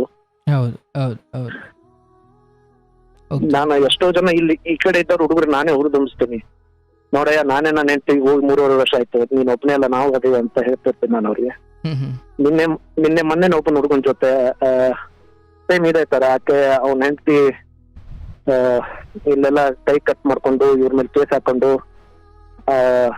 ಆಕೆ ಮಗನ್ ಕರ್ಕೊಂಡು ಹೋಗ್ಬಿಟ್ಟಾಳೆ. ಅದು ಸೊ ಈ ತರ ಬಾಳ ಅವ್ರ ಹುಡುಗರಿಗೆ ಅದ ಅಂತೀನಿ, ಸುಮ್ನೆ ಇರು, ಅವ್ರಿಗೇನು ಬೈಲಿಕ್ ಹೋಗ್ಬೇಡ, ಅವ್ರ ಮನೆಯವ್ರಿಗೆ ಆಕೆಗೆ ಬೈಲಿಕ್ ಸುಮ್ನೆ ಇರು, ಅವ್ರು ಏನ್ ಮಾಡ್ತಾನೆ ಮಾಡ್ಲಿ, ಅದು ಅವ್ರು ಮೊದಲನೇ ಭಾಗ ಈಗ ಹೆಂಗ್ ಮೂವಿನಲ್ಲಿ 2 ಭಾಗ ಇರುತ್ತಲ್ಲ, ಭಾಗ 1 ಅವ್ರದ್ದು ಇರ್ಲಿ, ಇಂಟರ್ವ್ಯೂ ನಂತರ ಭಾಗ 2 ನಿಂದ ಬರತ್ತ, ಸ್ವಲ್ಪ ಕಾಯು ಅಂತ ತಿಳಿಸಿ ಹೇಳ್ತಿರ್ತೇನ್ರಿ ಅವ್ರಿಗೆ.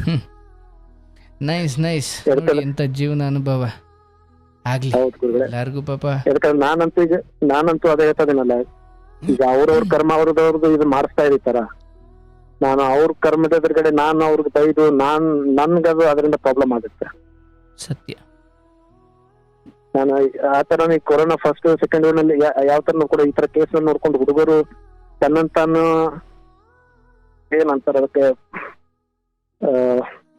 ಅವರು ಡಿಪ್ರೆಷನ್ ಹೋಗಿ ತಿರ್ಕೊಂಡು ಡಿಸೈಡ್ ಮಾಡ್ಕೊಂಡು, ಆಕೆ ಹೆಣ್ಮಗಳು 2 ಮದುವೆ ಆಗಿ 3 ಮದುವೆ ಆಗಿ ದುಡ್ಡೆಲ್ಲ ದೋಚ್ಕೊಂಡು ಅವಳು ಆರಾಮಾಗಿ ಅವಳೆ. ಎಲ್ಲ ಹೆಣ್ಮಕ್ಳಲ್ಲ, ಇವ್ ಸ್ವಲ್ಪ ಕಮ್ಮಿ, ಒಂದ್ 50% ಇರ್ತಾರೆ ಅಷ್ಟೇ, 90% ಹೆಣ್ಮಕ್ಳು ಚೆನ್ನಾಗೇನೆ ಅವ್ರೆ. ಎಲ್ಲ ಥರದ್ದವರು ಇದ್ದಾರೆ, ಇರಲಿ, ಎಲ್ಲ ಒಳ್ಳೇದಾಗಲಿ, ಶುಭವಾಗಲಿ ನಿಮಗೆ. ಆರೋಗ್ಯ ಕಾಪಾಡ್ಕೊಳ್ಳಿ, ಆಗ ಕರೆ ಮಾಡ್ತಾ ಇರಿ, ಎಲ್ಲ ಒಳ್ಳೇದಾಗುತ್ತೆ, ಭರವಸೆಯಿಂದ ಇರಿ.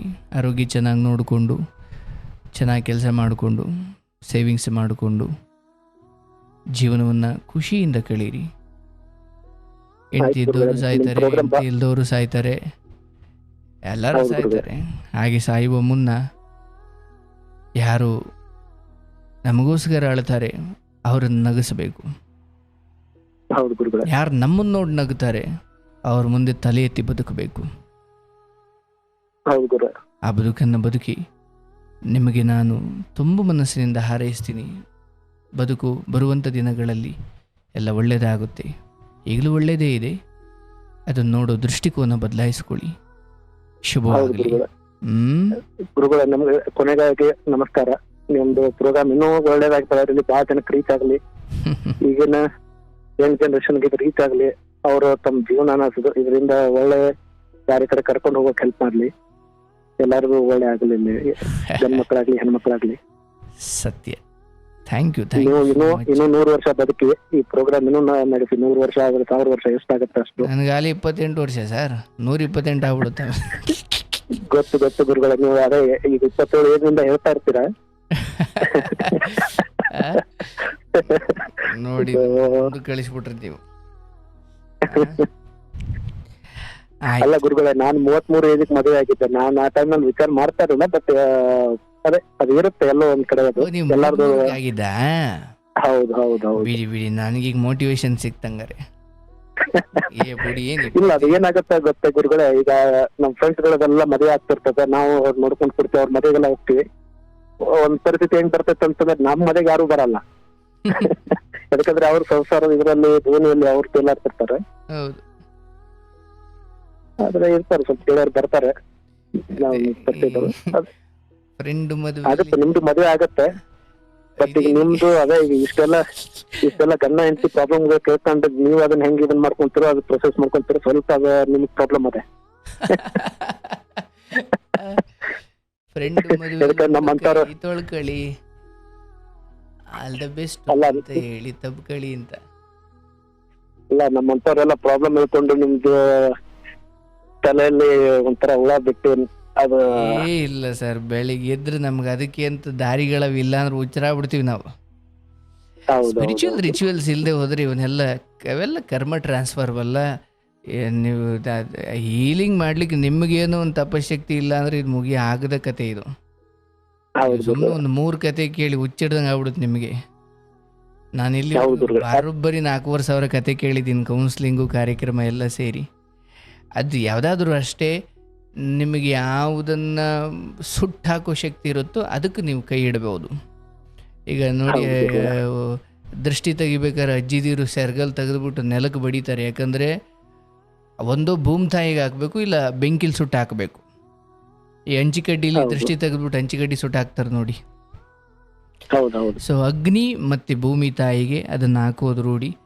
ಸೊ ಬಟ್ ನಮ್ಮಲ್ಲಿ ಎಷ್ಟೋ ಹೀಲರ್ಗಳು ತುಂಬ ತಯಾರಿ ಇಲ್ಲದೆ ಹೀಲಿಂಗ್ ಮಾಡಲಿಕ್ಕೆ ಹೋಗಿ ದುಡ್ಡಿನ ಆಸೆಗೆ ಹುಚ್ಚರಾದವರು ಇದ್ದಾರೆ. ಸೊ ಈ ಥರದ ವಿಚಾರ ಬಂದಾಗ ನೀವು ಗಂಟೆಗಟ್ಟಲೆ ಒಂದಷ್ಟು ಕತೆ ಕೇಳಿ ಕೆಲವೊಬ್ಬರು ಕರ್ಮಗಳನ್ನು ನಿಮ್ಮ ಜೋಳಿಗೆಗೆ ಹಾಕೊಂಡು ಅದನ್ನು ಸುಟ್ಟಾಕೋ ಶಕ್ತಿ ನಿಮ್ಮಲ್ಲಿ ಇಲ್ಲದೆ ಹೋದರೆ ನಿಮ್ಮ ಕತೆ ಅಷ್ಟೇ, ಅದನ್ನು ನಾವು ಹೌದು ಗುರುಗಳೇ. ಒಂದಷ್ಟು ತಯಾರಿ ಇದ್ದೇ ಇರುತ್ತೆ, ಯಾಕಂದರೆ ಅದ್ರ ಬಗ್ಗೆ ಒಂದು ಅರಿವು ಇರೋದ್ರಿಂದ. ಸೊ ನೀವು ಸುಮ್ಮನೆ ಚೆಕ್ ಮಾಡಬೇಕು ಅಂದರೆ ಒಂದು 5-6 ಕತೆ ಇಂಥವು ಕೇಳಿ ನಿಮ್ಮ ನಿಯಂತ್ರಣ ತಪ್ಪೋಗ್ಬಿಡುತ್ತೆ. ನೆಗೆಟಿವೇ ಹಾಗೆ. ಯಾಕಂದರೆ ಇಲ್ಲಿ ಬಂದು ಯಾರು ಸಾರ್ ನಂಗೆ ಖುಷಿಯಾಗಿದ್ದೀನಿ ಸರ್ ಅಂತ ಯಾರು ಹೇಳಲ್ಲ. ಪಾಪ ಅವ್ರ ದುಃಖಗಳನ್ನೇ ಅಂದರೆ ನೆಗೆಟಿವನ್ನೇ ಹೇಳ್ತಾರಲ್ಲ, ಅದನ್ನು ಸ್ವೀಕರಿಸ್ಲಿಕ್ಕೆ ನೀವು ವಿಷಕಂಠ ಆಗಿರಬೇಕು. ಹೌದು ಗುರುಗಳೇ. ಇಲ್ಲ ಅಂದ್ರೆ ಅಷ್ಟೇ ಕತೆ. ಇರಲಿ, ದೇವರ ದಯೆ. ಬಹುಶಃ ನನ್ನ ಪಾಲಿನ ಭಾಗ್ಯ ಅಂದ್ಕೊಳ್ತೀನಿ. ದೇವರು ನನಗೆ ಅಂತಹ ಅವಕಾಶ ಕೊಟ್ಟಿದ್ದಾನೆ.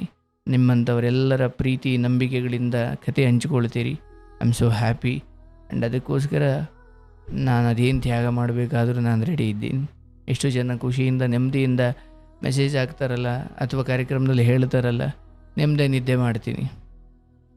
ಹೌದು ಗುರುಗಳೇ. ನನಗೊಂದು ನಿಮ್ ಹತ್ರ ಒಂದು ರಿಕ್ವೆಸ್ಟ್ ಆಯ್ತು, ಅದು ನಮ್ಗೆ ಗೊತ್ತಿಲ್ಲ ಎಷ್ಟು ಇದನ್ನಾಗತ್ತಂತ.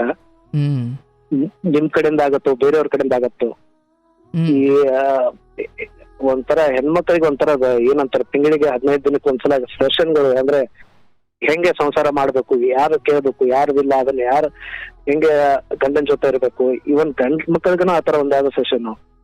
ಯಾಕಂದ್ರೆ ಈಗಿನ ಸ್ವಲ್ಪ ಏನಾದ್ರು ಆಯ್ತು ಅಂದ್ರೆ ಕೋರ್ಟ್ ಹೋಗ್ತಾ ಇದಾವೆ, ಡೈವರ್ಸ್ ಹೋಗ್ತಾ ಇದಾವೆ, ಏನಾದ್ರು ಆಯ್ತಂದ್ರೆ ಸೂಸೈಡ್ ಮಾಡ್ಕೊಳ್ತಾ ಇದಾರೆ.